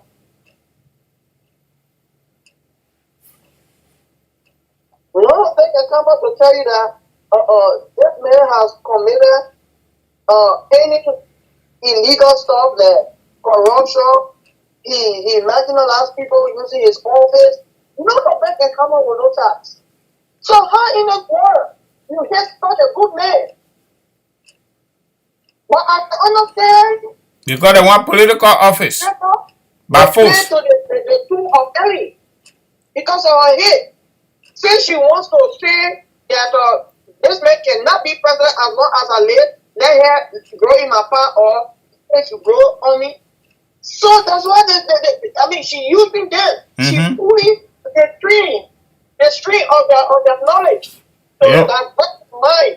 I bring people, let me ask my voice to say to you people, Joseph Barker is the best person. If we must choose among the many, he's one of the best person, second to none, that you can go for. Anybody can go for.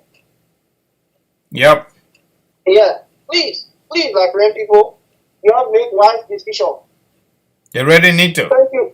Thank you, man. Thank you. School talk, transparent, Right now we got competition for right now, and we got a reloaded class. Yep. Oh, yeah. You see, that's why I like the reloaded class. Because these guys bring realistic issues. They bring issues that affect the people. They talk in voice of politics. Yep. And when you start to do this kind of thing, you give more integrity and relevance. But people don't really respect themselves anymore as before. No. Those guys are very their integrity. Yep. Thank you, man, brother. All right, Jabo, thank you. We got another caller on the line. Okay, bye. Thank you, caller. What is your name? Where are you calling us from? Yes, sir. My name is Derek Paul, calling from Minnesota. All right, Derek, go right ahead. What is your take? Old age is not good. Staying in government is not good. Some kind of undercut, bad hair. We don't know, no proof, but what's your take? Yeah, so my brother, first of all, I realize, you support Mr. Blanca, and I realize most of your callers do support Mr. Blanca. Okay. And I ain't gonna be the opposing view this morning. Sure. But I just want us to be objective, right? Let's be objective, because I know you want better for Liberia, and I want better for Liberia. Many of us want better for Liberia, right? I agree with you on that. Yeah. So first of all, I want to take the debate to just from a life, perspective first, right? You say from what? From what perspective? Just life as a whole, just life. Oh, okay. Life, yeah, I got it. Let's get it going. Yeah. Okay. So life is progressive. Life is not regressive, right? Life is progressive. Sure. Okay. So that's a natural, state of life, So my question to you first is, if you build a business, and you ran this business for about 40 years, and you got a child, you got a son, that you sent to school, and your son is qualified, you did business management and everything. At what point did you turn the business over to your son? At what point I turn the business over to my son?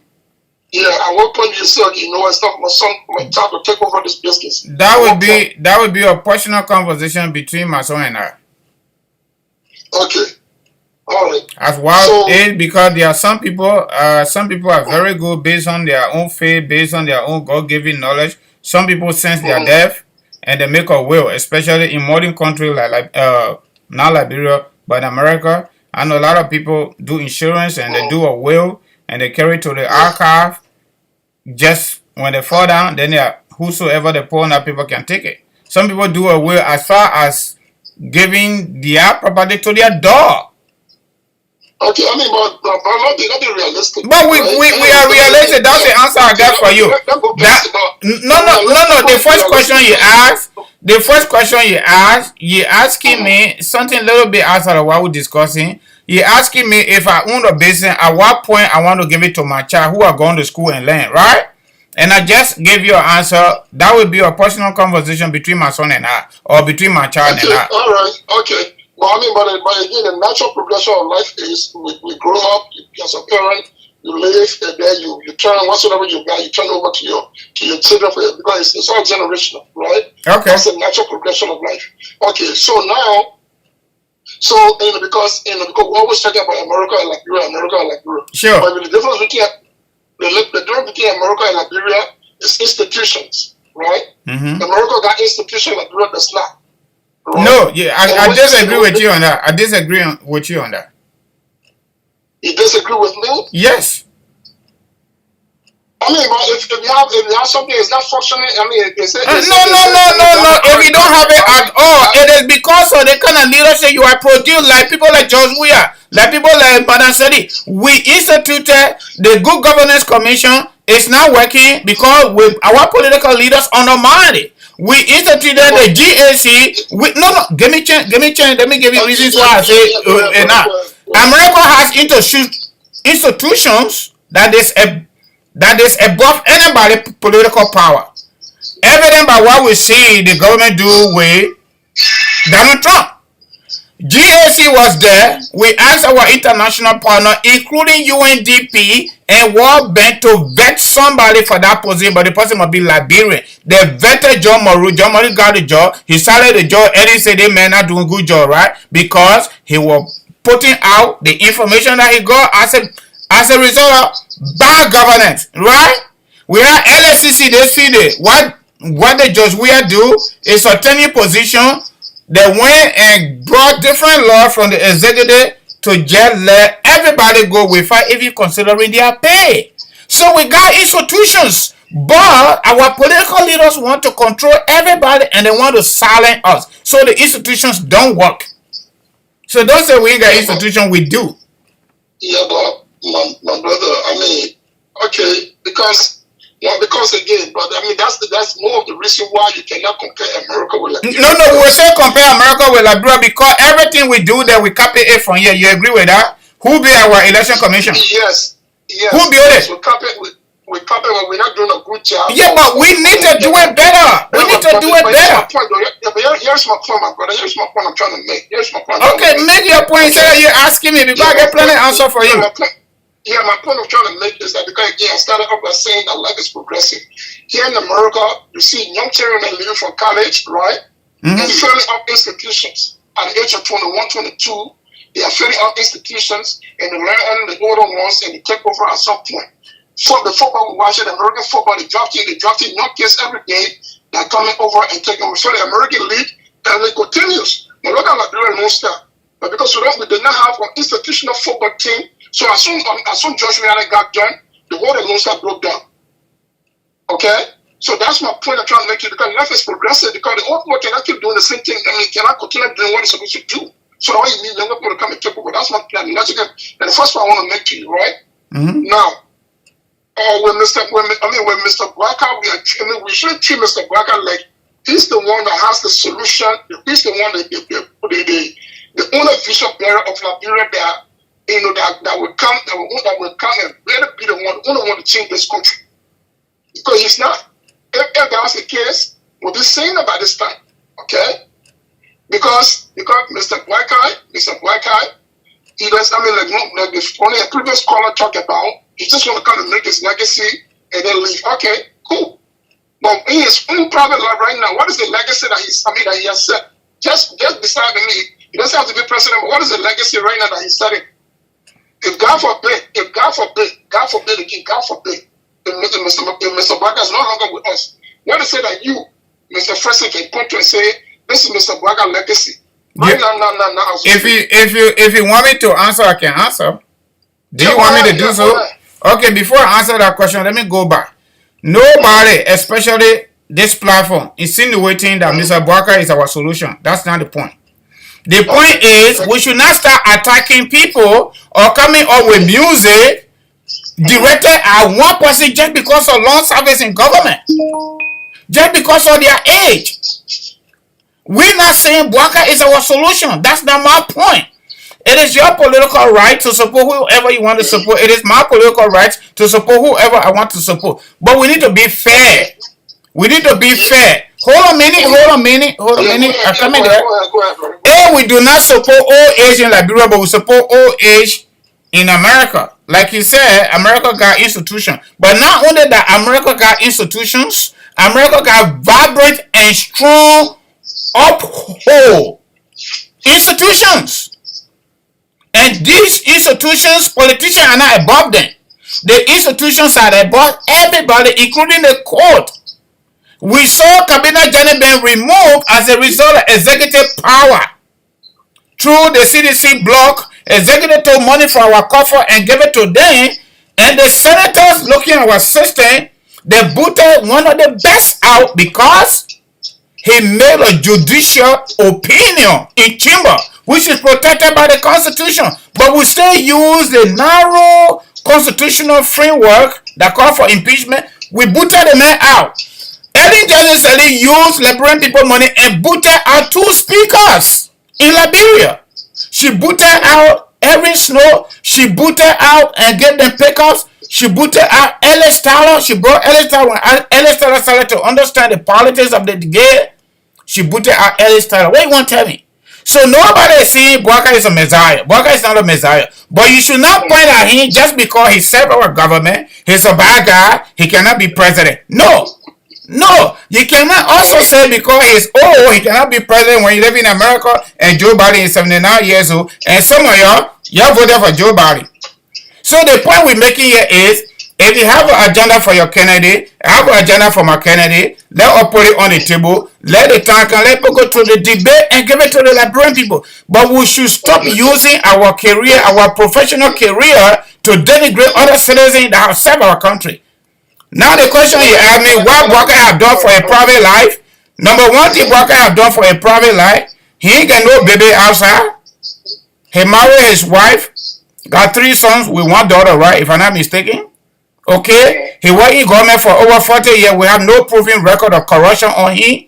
This is the only man that worked for government at different level that he get 1 spot that he got for himself. He got 1 infoliar that he used his just pay to get those property that he got based on our own standard. So that is an achievement for Bwaka. Bwaka is not broke based on our average in Liberia. Bwaka is not asking anybody to give him money to eat. So they may have achieved at his personal level, if that's the question you're asking. I have not reached the Bwaka level. And many people in Liberia have not reached the Bwaka level. Just we are legally married, he fucking all the children all over the place, and he burning. By then, I'm sorry, I gotta use that word. So what do you want to say? Yeah, so I hope I answer your question. Yeah, I mean, somewhere you explain a little bit, my brother. Again, I want to also look at it from the perspective of you got your candidate and I got my candidate. I want to look at it to be like we are brothers that are trying to find who is best for our country, right? The person who will be the best, will be Showcase 2023. Oh, we are pushing here. What I'm saying to you, I don't also look at your bill. You got your candidate, I got my candidate. No, but it's going to be hard for us to do that because you brought it in. You said it's going to be hard for us to maintain that because you already told me, and you said when you started, you said to me, I know you Bwaka supporter, which I'm not howling. I just a Bwaka supporter, but I'm trying to be as objective as possible as I can be. But I'm not going to be neutral. And the fact that you also have a candidate and that's your right, you're not going to be neutral easly. And say you tell me we should play a blind eye to A. What I'm saying to you, my brother, is this, right? What I'm saying to you, if we as Nigerians, right, can really analyze, scrutinize all of the candidates, right, honestly do it, right, and then come to some kind of a full-blown conclusion. Okay, you know what? Based on all the evidence that we have gathered, this person will be the best person for us, right? Based on all the evidence that we have gathered, right? That's the point I want us to get to, right? We're also analyzing everybody that are in the race, right? Because Joshua is totally out of it. Because, morally he's bankrupt, right? So Joshua, for Joshua, anybody who support Joshua will question, your sanity, okay? but I'm saying that we should, totally analyze all the people who are in the race right now to know who is really qualified. Now, when it comes to Mr. Bwaka, people always say he's not corrupt, okay? But then the question becomes, how can somebody work within a corrupt system, right? Work within a corrupt system and then you come and say this person is not corrupt. Because we have no proof. You want me to answer that question? But let me just say something to you based on my practice, based on my professional career where I've been working for 10 years, okay? You know the real definition of integrity? The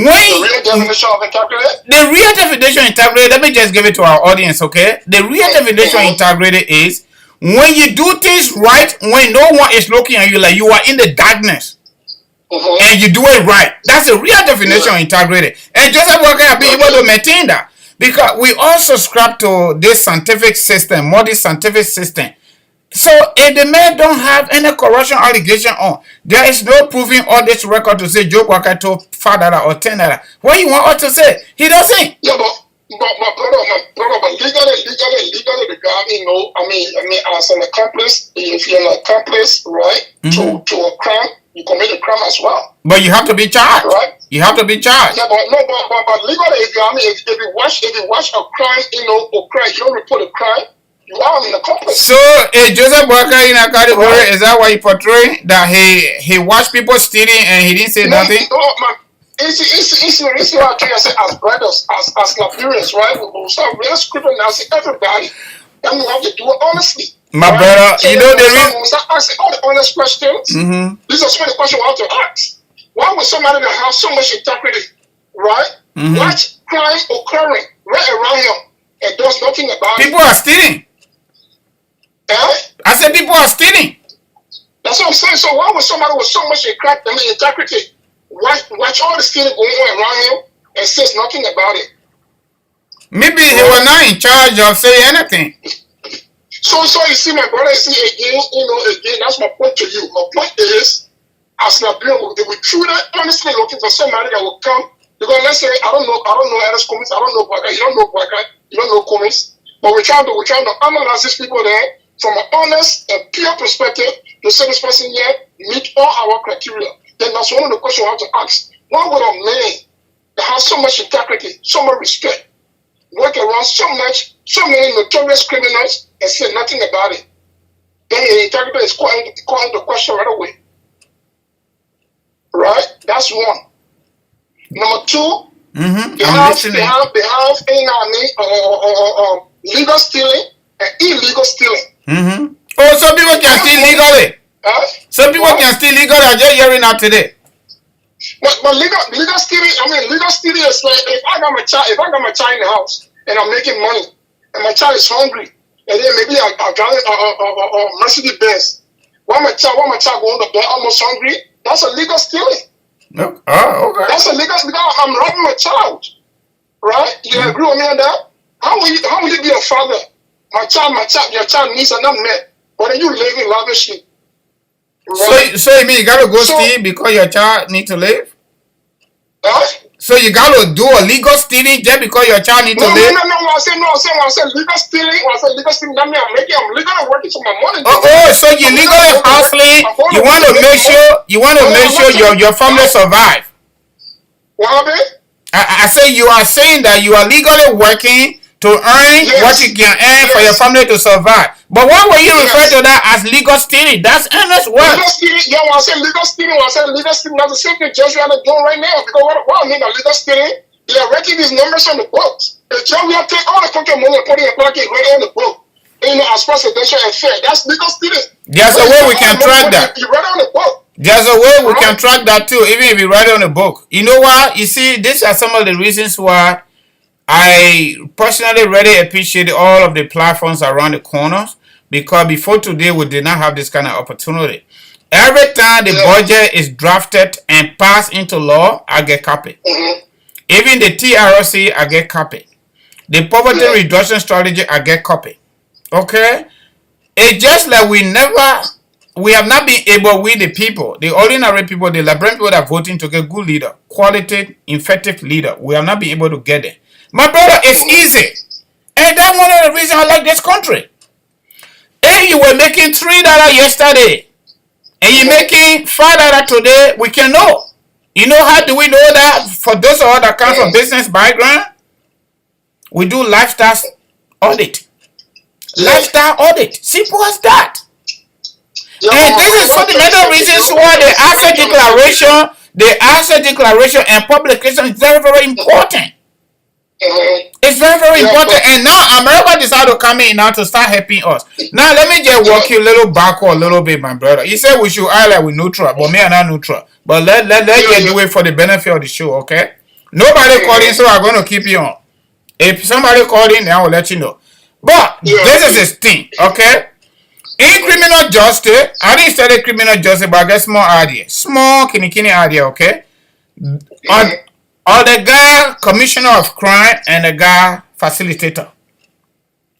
And these two individuals, for example, in real time, they must have committed a crime. For example, let me carry you someone who both of them were convicted. Former congressional man for Chicago area, Jesse Johnson, right here in America, right? Yeah. Jesse Johnson, I think he pleaded guilty, whatever that is. He was a Democratic committee chair in Illinois, Chicago area, that worked hard to elect Barack. So he used a Democratic credit card, and he and his wife went somewhere and used the people's money. So they were booked. So they charged the woman not only that you facilitated the crime because you didn't just sit and watch and saw it. However, you actually joined your husband to swap the cat. So you are not only facilitator, you are aiding and abetting. So both of them got to get the punishment. When we saw the policeman killing somebody in real time, the other few police officers that were right there, they didn't say anything to help, and they did not back up. So the government also charged them with aiding and abetting. But in the case of people in Liberia, for example, the president got everything on their plate. Our judicial system is supposed to be independent, but it is not independent too. The president controls it. So it is extremely difficult to have somebody who is an APMC managing director to start telling people at the level of Minister of Finance, don't take that $1. Or at the level of Minister of Agriculture when they are done there. Or when they were at the Minister of Agriculture as minister, somebody was doing some kind of cookie jar, putting their hand in a cookie jar at the Minister of Education. So I want to tell you and our audience that analogy that you made, that somebody still on inside a criminal environment in terms of what we got today, corruption, we have killed so many people for in a criminal environment, but they are integrated, astute. So I think it works. You're telling me now that when it comes to that, means your comparison is being a bit biased, right? Because what will you say biased? With all the examples I gave you, with all the scenario I gave you, nobody have been charged of somebody being in the environment of criminal or criminal behavior. No one has been charged yet. No one has been prosecuted. No one has pleaded guilty. No one has been convicted. And as far as we are concerned, there is an allegation of corruption, but there is no indictment and there is no charge against any government.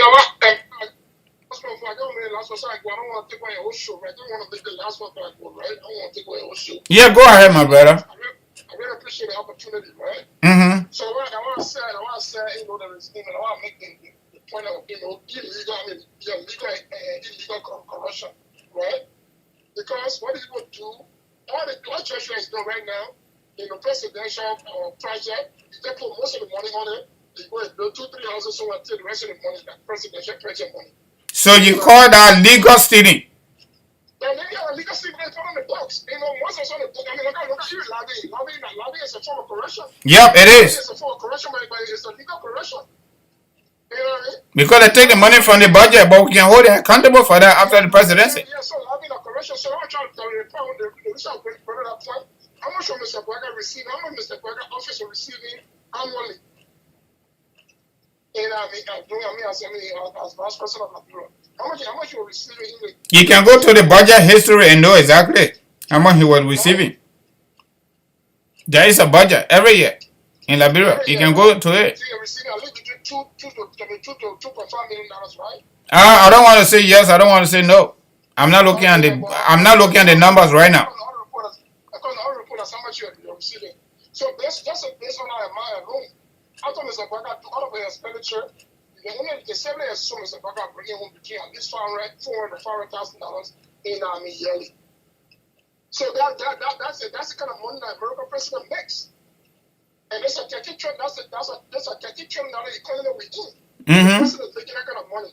And so they take kind of money out of our president making. But how do you reconcile that for men that have so much integrity? You know what I mean? But you. Hospital don't even have medication. But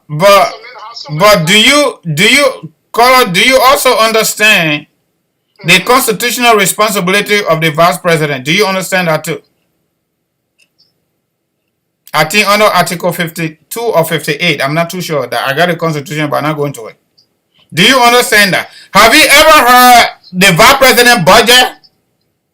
Or have you ever heard the vice president government? No, I just ask you a simple question. They say the president budget. They say the vice president budget. Everything that goes inside the budget, it is the president executive vision for the country. Whether it is poor according to Takunje, whether it is visionless according to Takunje, whether it is stupid according to Takunje, it is the president agenda. It is not the vice president agenda. So when the president want to use this, right? So let's just assume it's a worker. You gotta make money. That's money on the books. That's he make illegal money until otherwise until we can have a serious government that will come to power and try to audit from 1978 according to TRC. All the government that came in power, we need to audit it. Until we can do that, Bwaka is a free man.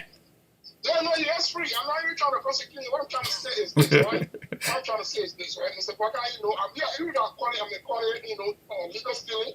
Well, let's say the man has money, that's his money, right? Of course. See, the way everybody live their life, after they live and they make that money and they retire, most time they try to give back in any kind of way, right? All the rich people you see, they try to give back in any kind of way because the man. I mean, the problem that we have in this world is so much that you can't do something at one left. So there'll always be something and something. And say, I see rich people when they get done, they donate to schools, and, they force some kind of a course that they pick up. So since Mr. Bwaka got done with the presidency after 12 years, which course has Mr. Bwaka picked up in Liberia that he's championing right now? He has picked up or healthcare. Which course Mr. Bwaka? He has picked up a humanitarian cause. Maybe you need to follow Bwaka. He has a website. No, I'm coming. You ask question. You want me to answer? I'll answer it. Yeah. Mr. Bwaka and his family got a humanitarian foundation. Are you aware of that? Yeah, I'm aware of that. Then you asking? But my brother, you ask question, answer it. He say you already know it. Then when you asking the question, you already know what cause the man have picked up. He was not even vice president when he picked up that cause. You need to follow somebody to know about them, to market them. Let's try to market our candidates. Instead of talking about age, instead of talking about bad health that we don't know, instead of talking about long service in government, I just read Joe Biden's service time. From 27 years old, the man is 79 years old today. He's still working for government. He ain't commit no crime. But it's been a pleasure having you, man, my brother. Take care and have a nice day. No, I live in North Dakota. I'm like 4 hours, 20 minutes away from Mid City. My man, I usually go to Minnesota all the time, brother. Don't worry about it. When my body comes back, I will come visit again. All right, my brother. Thank you. All right, bye now. Good morning, caller. What is your name? Where are you calling us from? Gabriel. Brother Gabriel, how you doing, man? What's your take on the topic? Yeah, I just wanted to concern. I just want to bring forth, regarding the current, the just ended speaker you had. I just want to make one or two comments on the statement he made. Go right ahead, my brother. Yeah, let me first of all, inform the show that there is nothing, as illegal stealing. The word stealing is negative. Yep. And you cannot turn that negative into positivity.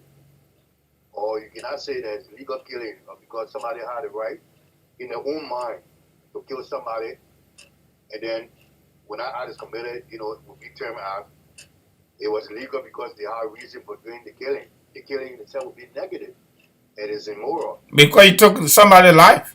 You took somebody's life, so they cannot be positive. So there's none. But also, Gabriel, don't forget though, if you live in America, for example, we got a lawyer called self-defense. Yeah, no. Don't get me wrong. Self-defense does not erase the act of carrying on the murder. That will be proven later on. Okay. That self-defense is to provide you a way of giving reason why you did the act. But the acting itself, by taking another's life, it was not positive. It was not positive. That was a negative act. So the acting itself was negative. We just kill it.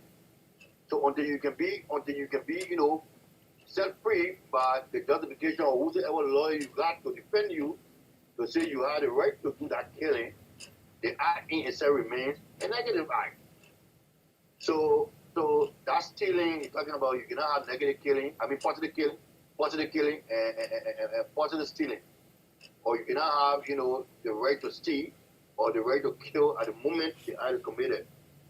That will be another thing to discuss when you get free by whoever lawyer set you free by the number of arguments they presented, or that set you free, and based on what the law would say. But the act itself is a negative act, it's moral. So you cannot make stealing. Now, two, on the issue of Joe Walker. Joe Walker has his own.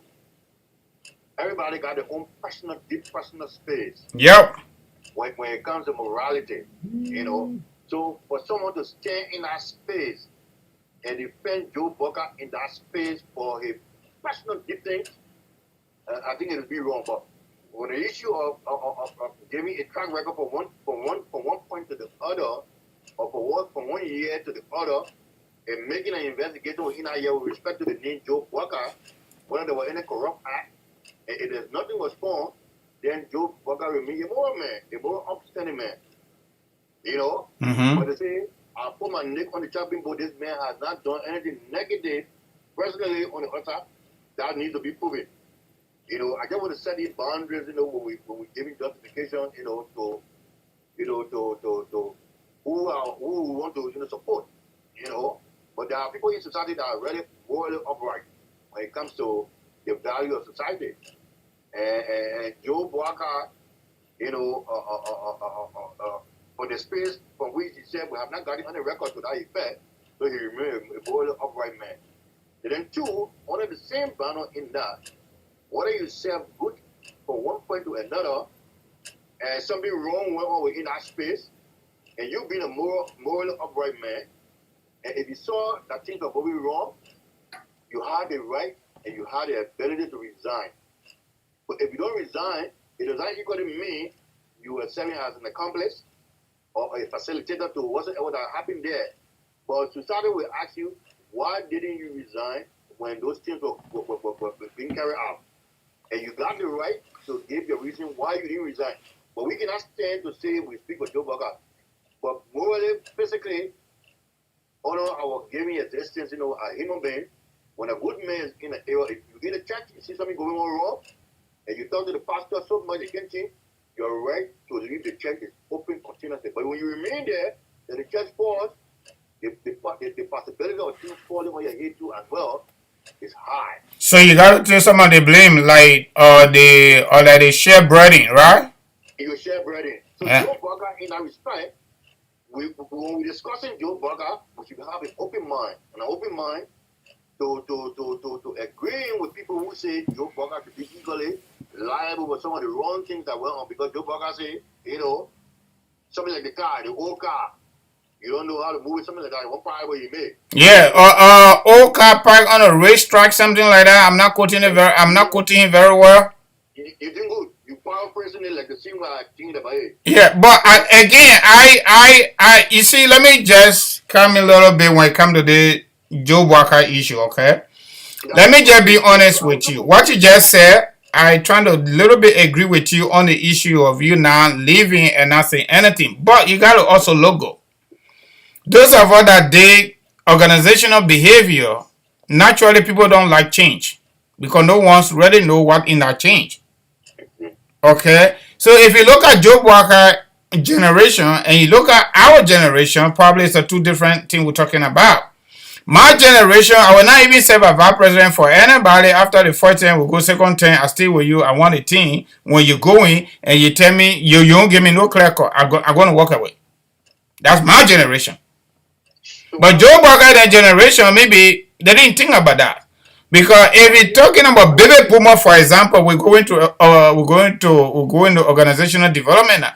Baby boomer, if you read that group of people believe in security. Everything they got, they want to hold it tight. They don't want anybody to go closer to it. Does that make it right? I'm not saying for that time probably was right, but today it's not right because in the first place, the government did not run in the public space. Today, the government is running in a public space as a result of technological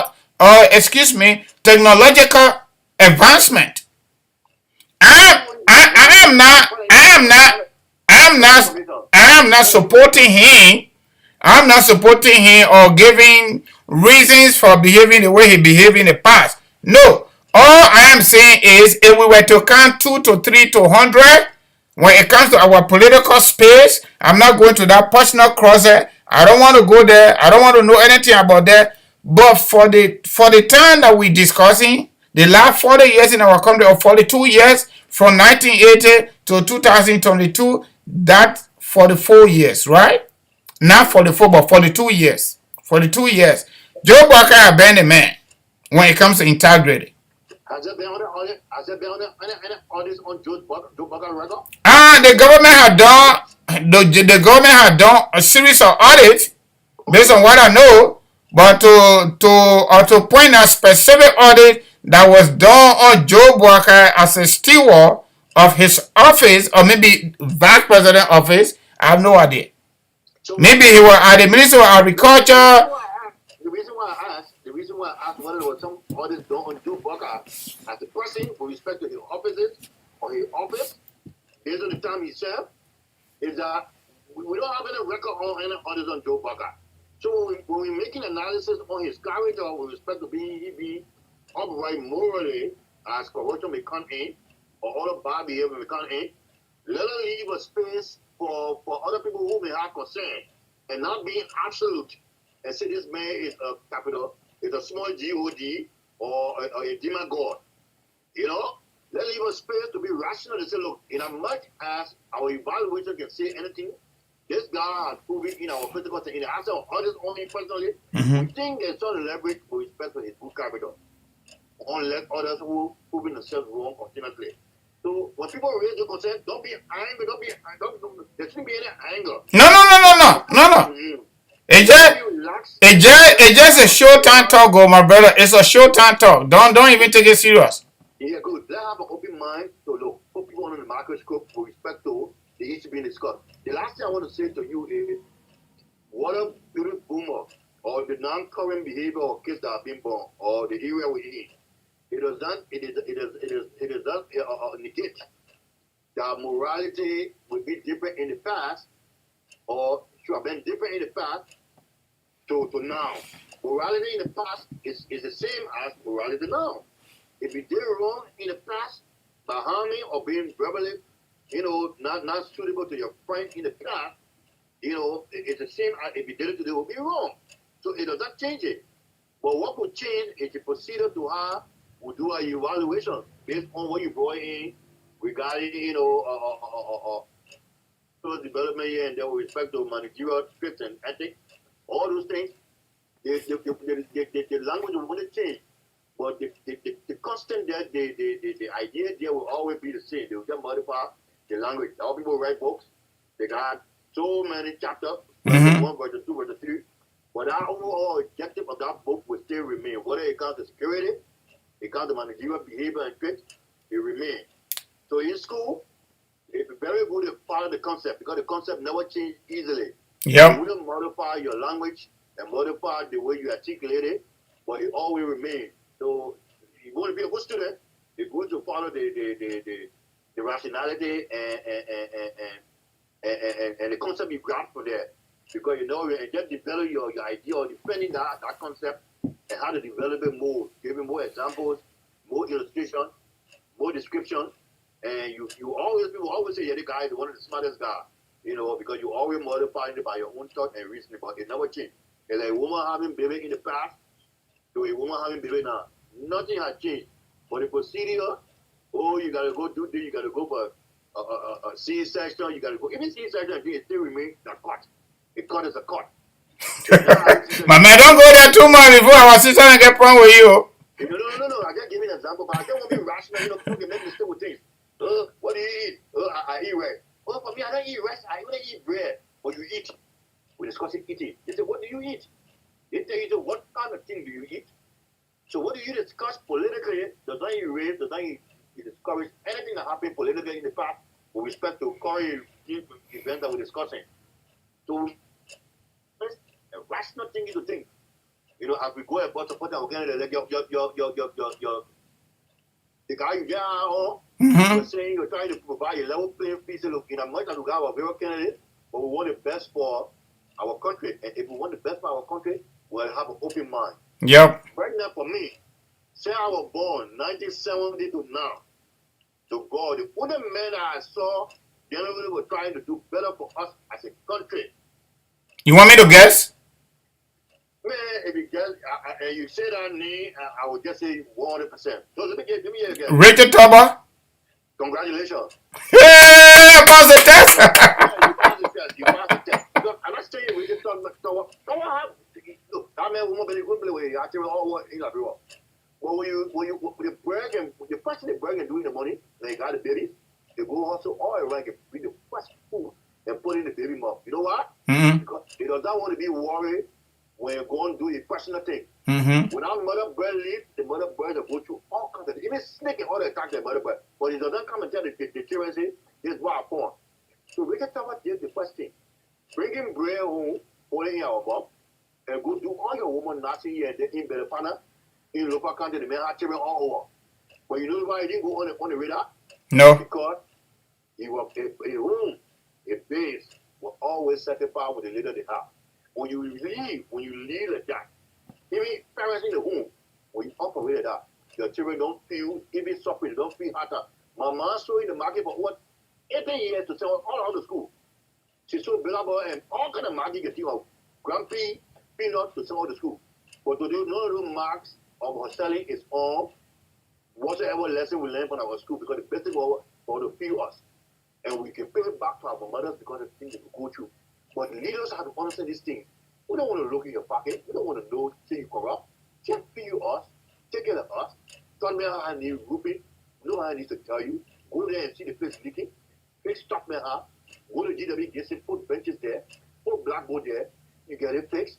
People taking pay on time. Make them put our rest better, not be a constant. Put agriculture in all of the countries. Let people go there, who support it. Provide a mechanism for people to go to harvest and sell. Do more markets. Make the people to have options. Who going to follow you when you store? Who told you to guard this team monitor what it? But women, feed your children first. This is the case. When you got people going in, taking all the, how can you live in the community, all your surrounding poor? Yeah, then you are the only one that get fence up more than 6 feet, and then you get electricity in there. So even if we talk, even if the poor people around you don't talk, you don't think environmentally or internationally people it will raise eyebrow. Of course. How can you That's what they call common sense. You got to use your common sense. So leadership is not about when you talk about when you know book. I take out the best part for that saying. The best part for that saying is you don't know how to be a PhD, you want to be a good man in your home.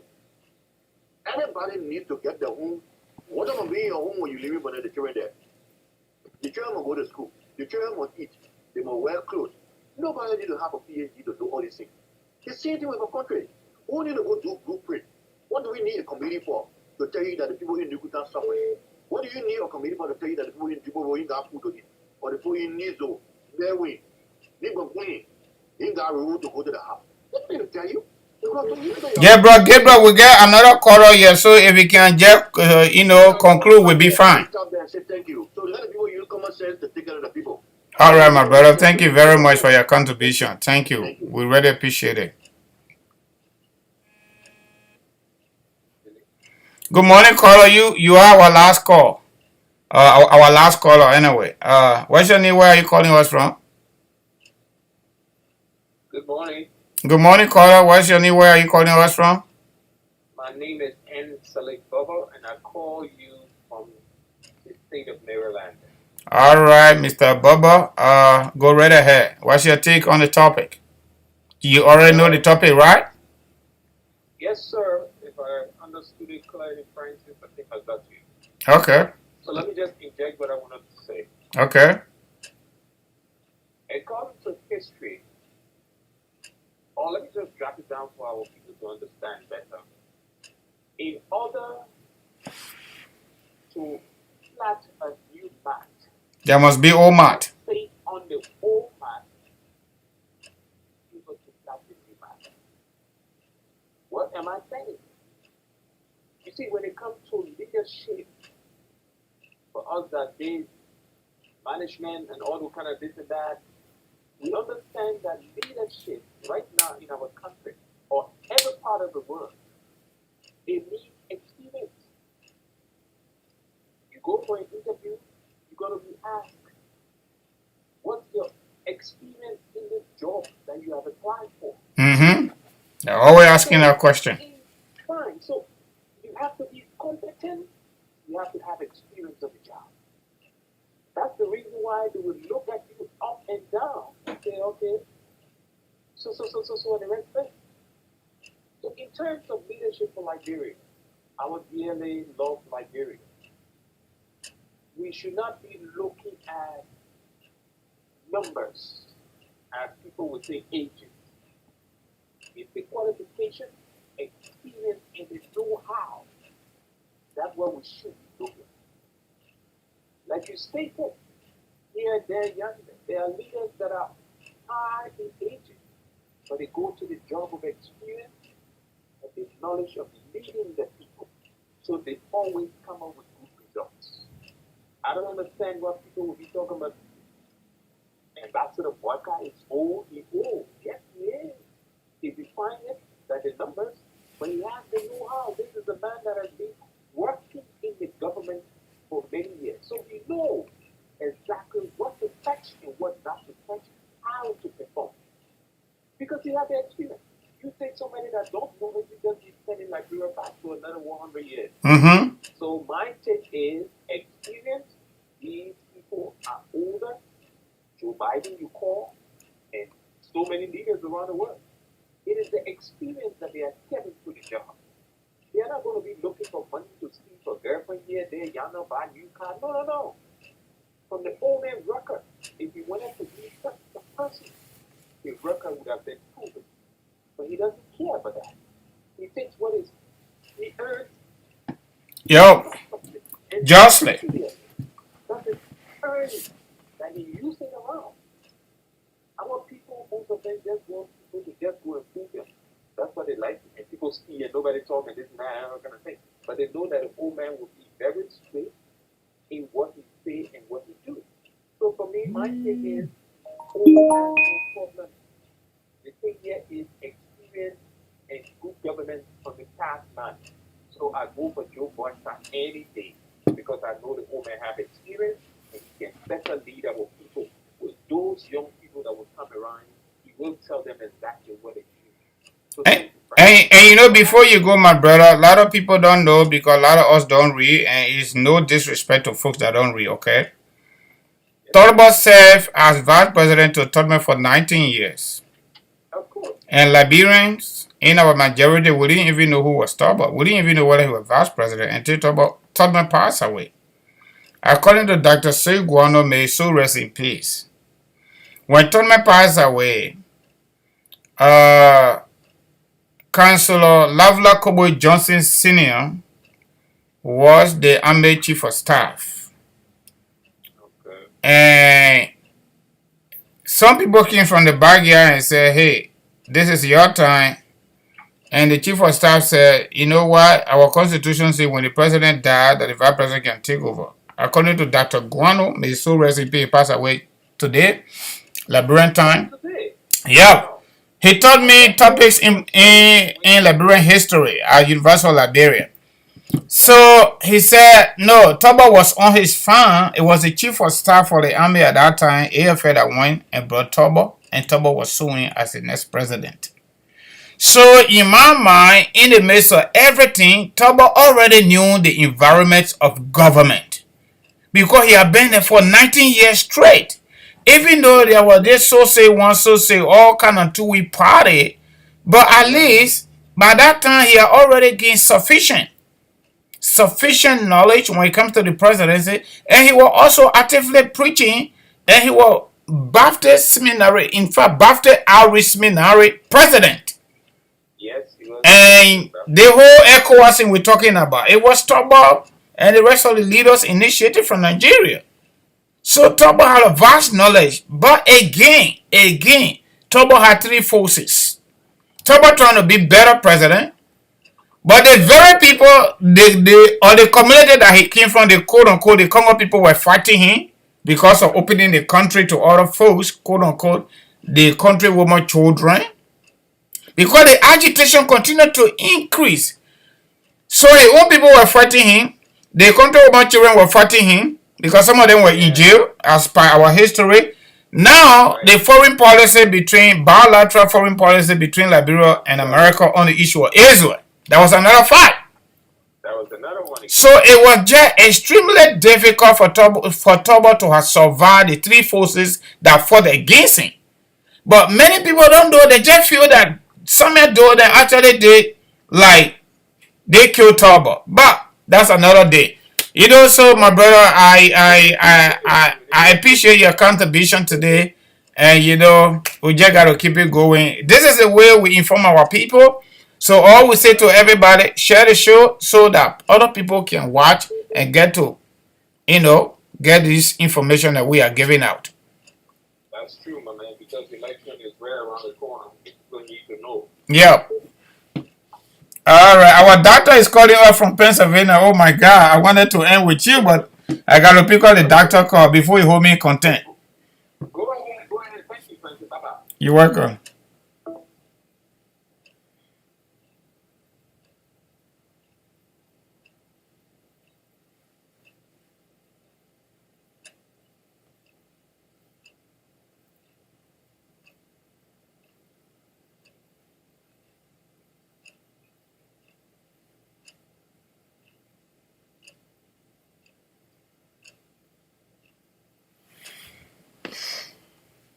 I can't let the doctor to go like that.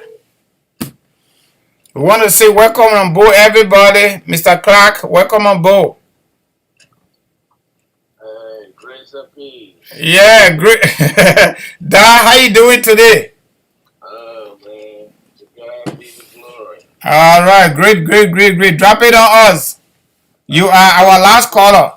I was about to hang on now to call it a day, but when your call came, I said, no, I got to pick up the doctor before you hold me content. No, I won't hold you in contempt. Well, I was just, I tuned into your show a little late. Okay. And just to piggyback from the last gentleman who just left the line about William Richard Talbot. Talbot apparently came before his time. A great visionary,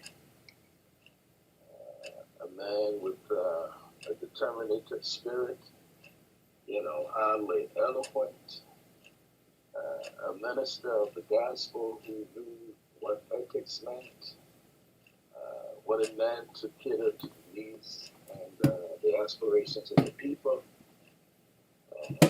I mean, you know, in the late 70s, I was just a pretty young man.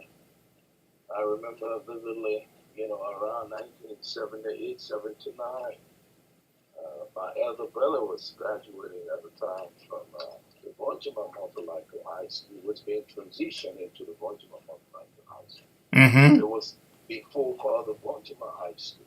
Okay.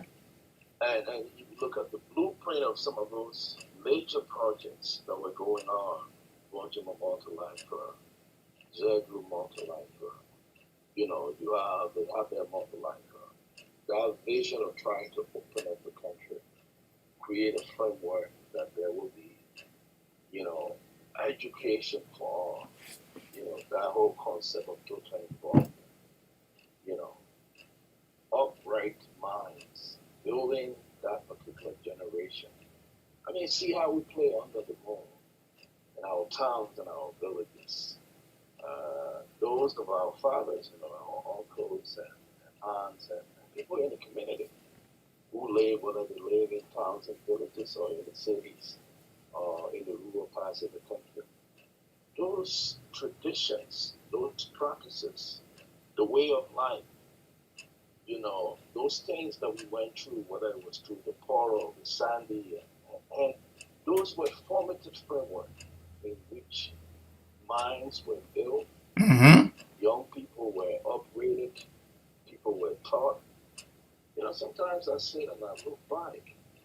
I was talking to a great scholar yesterday about Liberia, a good man, a man with an incredible education, and also another lady. And the conversation we were having was, what has become of all of us, a nation with so much in terms of just the resources that we have. But take, for instance, the United States, where we are, if we can just tap into the pool of Liberians here that can begin to return and try to find a way to transform that country. You know the incredible impact we would have even just in the area of tourism. You know, look at our history with America and that of the history of Ghana with the United States.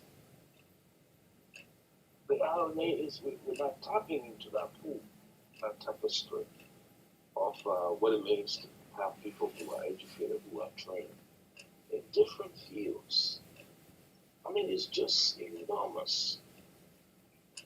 So my encouragement today for all of us, and this is what I believe, the diaspora has the capacity to transform Liberia forever. The diaspora has the tapestry, it has the economy, it has the capacity, it has the influence, the experience, everything you can think about. What it has struggled with is that conceptualization that is rooted in a nationalistic agenda for Liberia. What is it you, Francis, you and I and others all around this country, all around Canada, Europe, I mean, Liberians are just widespread. All over the place. To begin to engage in that constructive engagement of rebuilding. That look, we are going to take charge. It's our land. We're going to take charge. We're not going to give any chance to any government, any individual, any low minds anymore. We need to take charge as Liberians. And if we can begin to think in that direction, you know, the old Negro spiritual reminds us that the mind is a terrible thing to waste. We need to think more deeply. And I think this is somehow, for some of us who are in the area of community organizing within the American context, we can see what the challenges and the struggles and what are the difficulties that we have. But we have to begin to reframe the conversation around this is the pool that we have. Why can't we tap into that pool, into that fountain? You know, that the Bible says that fountain of the living water, that fountain that you get, that you can be no thirsty anymore. That is what we need. That is what we seek. We have it. I think we're just taking the wrong approach. And that clarion call that I would end with today to all of us is, let's begin, Francis, to begin to think about what Liberia is. I won't sound political. That's a good towards, you know, that is it. The propaganda of politics say there must be separation between the church and the state. So you need to stay in your lane. just theory. But in reality, we are the actual microcosm of the society. Yeah. The role we play as prophets, as people who get engaged to be able to send a message, that message, moralistic message, to those either in power or not, the ordinary, the Shushan boys, the boys or girls that we found in Bolaho or in Kolaho, in Foya, in Riverses, River G, in Grand Bassa, in Lugatu, in Sanikule, throughout the map, in Hopper, in Kipamas, and the list goes on. That they all have dreams. They all have aspirations. We only need to open that pool to begin to think anew. I mean, agriculture, just agriculture alone, can transform that whole country. Who's thinking in that direction to say, hey, what is it? What can we do? You know what it means for us that live here abroad? What it means to have organic food? How many of us can eat organic food here? How many of us have the luxury of eating organic food? No. Well, it grows in Liberia. You can throw anything anywhere it will grow. Mm-hmm. Why are we not encouraging that? Why are we not tapping into that conceptualization? Because we are still going to Guinea to get pepper. Yeah, we got to go to Guinea to get pepper. We got to go to Senegal, Cote d'Ivoire, and the rest of it. Why can't we grow for throughout the whole year? We don't have to have a specific season. I mean, Cote d'Ivoire, that is just next door. Some of us lived there for years, and we know what it is. We were always in and out. They grow. They don't grow by season. They grow throughout the year. The possibilities out there, and Cote d'Ivoire does not rely on any other resources, any minerals, or whatever you think about. It's just tapping into that pool of the soil. We have the same soil across the board. Can we tap into that? Can we have leaders who are visionaries? Can we begin to coalesce around an idea that seeks the benefit of the common good? That is the struggle. For the benefit of the common good, like the American ambassador indicated, we need now to champion not for self, but for all. And I think it's a good beginning with our partners who are here. We all have capacity to be a part of the conversation. That conversation that will pressure, that conversation that will be engaging, the conversation that will be educational. There's a considerable fear of many of us who live in the diaspora. That fear of trying to discourage us from our return. But I think we have to take the courage now.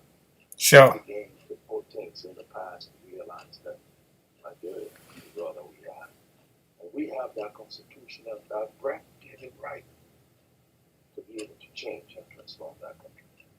Thank you, my brother. Thanks for what you do. Thank you too for calling and giving a powerful contribution out there. And in the cause of the people. The struggle continues. All right, that's our doctor from Western Pennsylvania. So he always calling his a lawyer followers and a contributor to our platform here. So we have to respect our folks that are loyal to our platform. So folks, today that's all we got for today. We want to say in this manner that we want to say thank you plenty. We wish you good and wonderful Friday. Oh, excuse me, I'm running the week so fast. Today's not Friday, wonderful Tuesday. I'm trying to go to what's on your mind. Probably that's why I'm running through my brain, but you're sorry about that. Wonderful Tuesday. Enjoy your week. Stay tuned. Don't get depressed. Liberia will be better one day. If it's not better, you retire in America. Stay right here. Take care of your family. Do what you can do. Don't allow anybody steal your freedom. Don't allow anybody steal it. And nobody should discourage you. No amount of talking will carry water to Liberia. Don't allow people fool you. When people say what they want to say, because it is guaranteed by this constitution that does not carry water to anywhere. Don't allow the people to continue to fool you, to play on your intelligence. No war going to Liberia and nobody taking war to Liberia. Alright? All we need to do is, as a people, we need to learn from our history. We need to make sure impunity have no space in our country. When people do things, they must be held accountable for their actions. Whether they're bad, whether they're good, they should be held accountable. And those of us that live in America, that is why it is. If we decide to drink to drive, you know what that means. If we decide to go above the speed limit, you know what that means. Nobody need to tell you. So we cannot have a bunch of institutions, anti-corruption institution. You got this institution, you got that institution, and even the president is not even executing anything on behalf of the people. That's a problem. That's a fundamental problem, and almost like we are not even in the mama class of classification, because we're supposed to be first class mamas. But when it comes to Liberia scenario, I've never seen any country around the world, any nationality that operate like the way we operate in Liberia. When we outside the country, like in America, some part of Europe, we follow through. If you go to China, you've traveled there, you went on a visiting visa, you know you're not staying there until you can get a host to keep you there. By law, you're not staying there. The same thing here. Even those of us that live here, we got freedom here.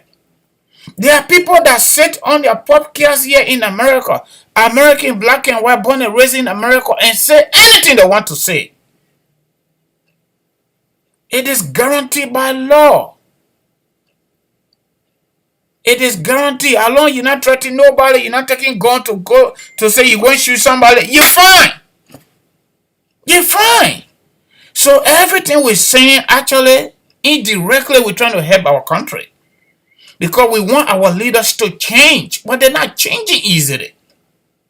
How can we be a group of people, we sit down over there for America to come tell us the thing you're doing is wrong, whereby we've been telling them already that it is wrong, they even listen to us.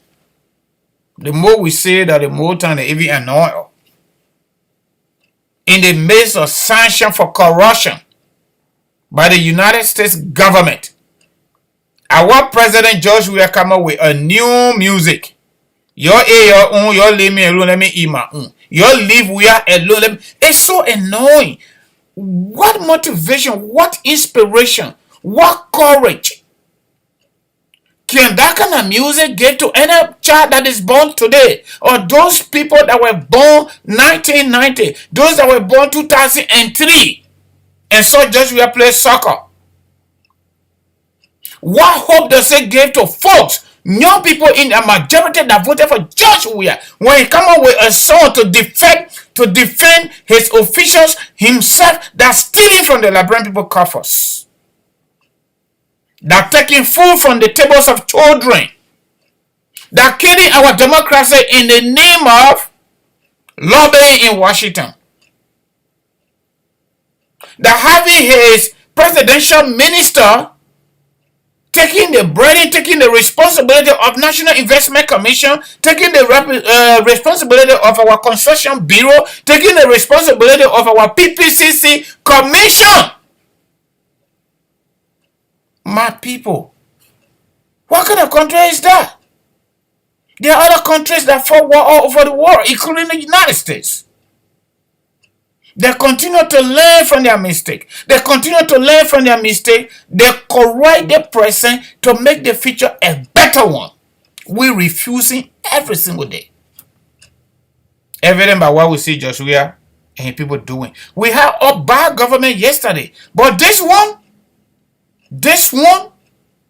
these people are marketing their simplicity, their ignorance, their ugliness, their stealing behavior, their everything, they're marketing it every single minute of the day. I have not seen this before. This is a country that pull government officials on the pole and slaughter them for corruption. We went to war because of the same corruption, political, economic, and social. We will continue to beat this drum. We will continue to beat this drum because this is what got us to where we are. And the government yesterday and today now ready to change it, and they continue to pull on defense. And we the people will talk. You get problem with me? I will talk. The same way other people talking. We will talk. You will not scare us. You will not silence us. We will continue talking until you buy your satoka and get out. Jihad, we got just out. You need to change. Jawia, this is a shame to the young people. If we come from 1980 to today, that's 42 years old. What did these people already see in Liberia? The first thing they saw, they heard on the radio, a military junta, inexperienced junta, announcing the killing of folks that work for our country. Liberians, decent people. What did they do after that? They suspended the constitution for 5 years. What did they do after suspending the constitution for 5 years? They created a kangaroo co-martial called Tribunal, and they deny people representation, legal representation, no due process, and they slaughter them in cold blood. You want to hear this thing here? You go to different platform.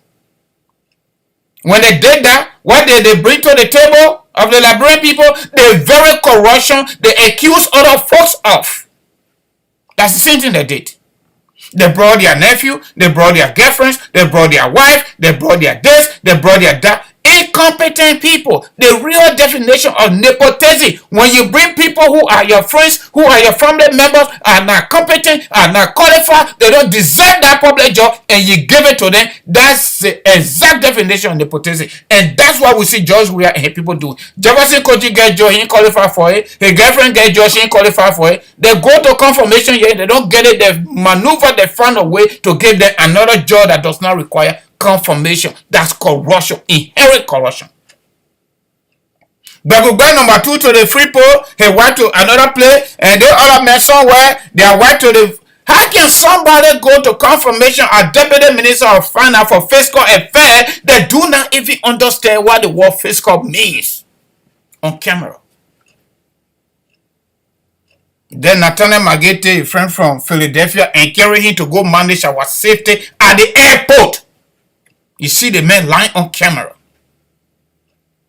I didn't do 190 credit hours for my bachelor degrees. I did 127. But I can defend my degree. How can you do 190 credits, Darlington kindly, to get a certificate in aviation maintenance, and you can't even speak to the issues? We're even talking about management principles or theory. We're just talking about maintenance principles and theory in your area. You did 190 so that you can master the area, but you got no idea. You learn nothing based on your response. How can you go to confirmation hearing? You don't even get a written test, job interview,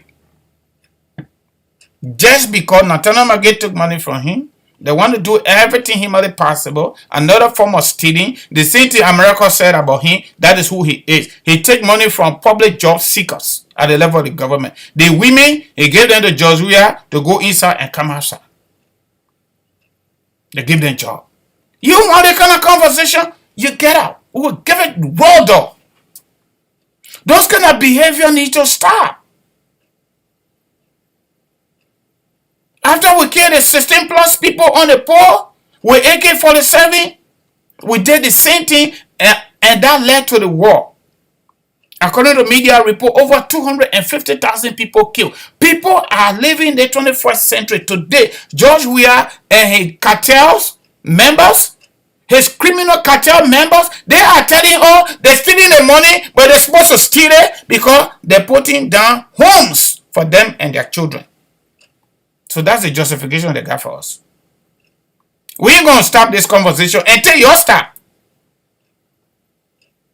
The baby was said their mark can't sleep, they can't sleep too. We will keep talking this thing here. We will keep talking. We'll bring the video. We'll bring everything. We'll pull it out every single day. And once you're not tired, we'll not get tired too.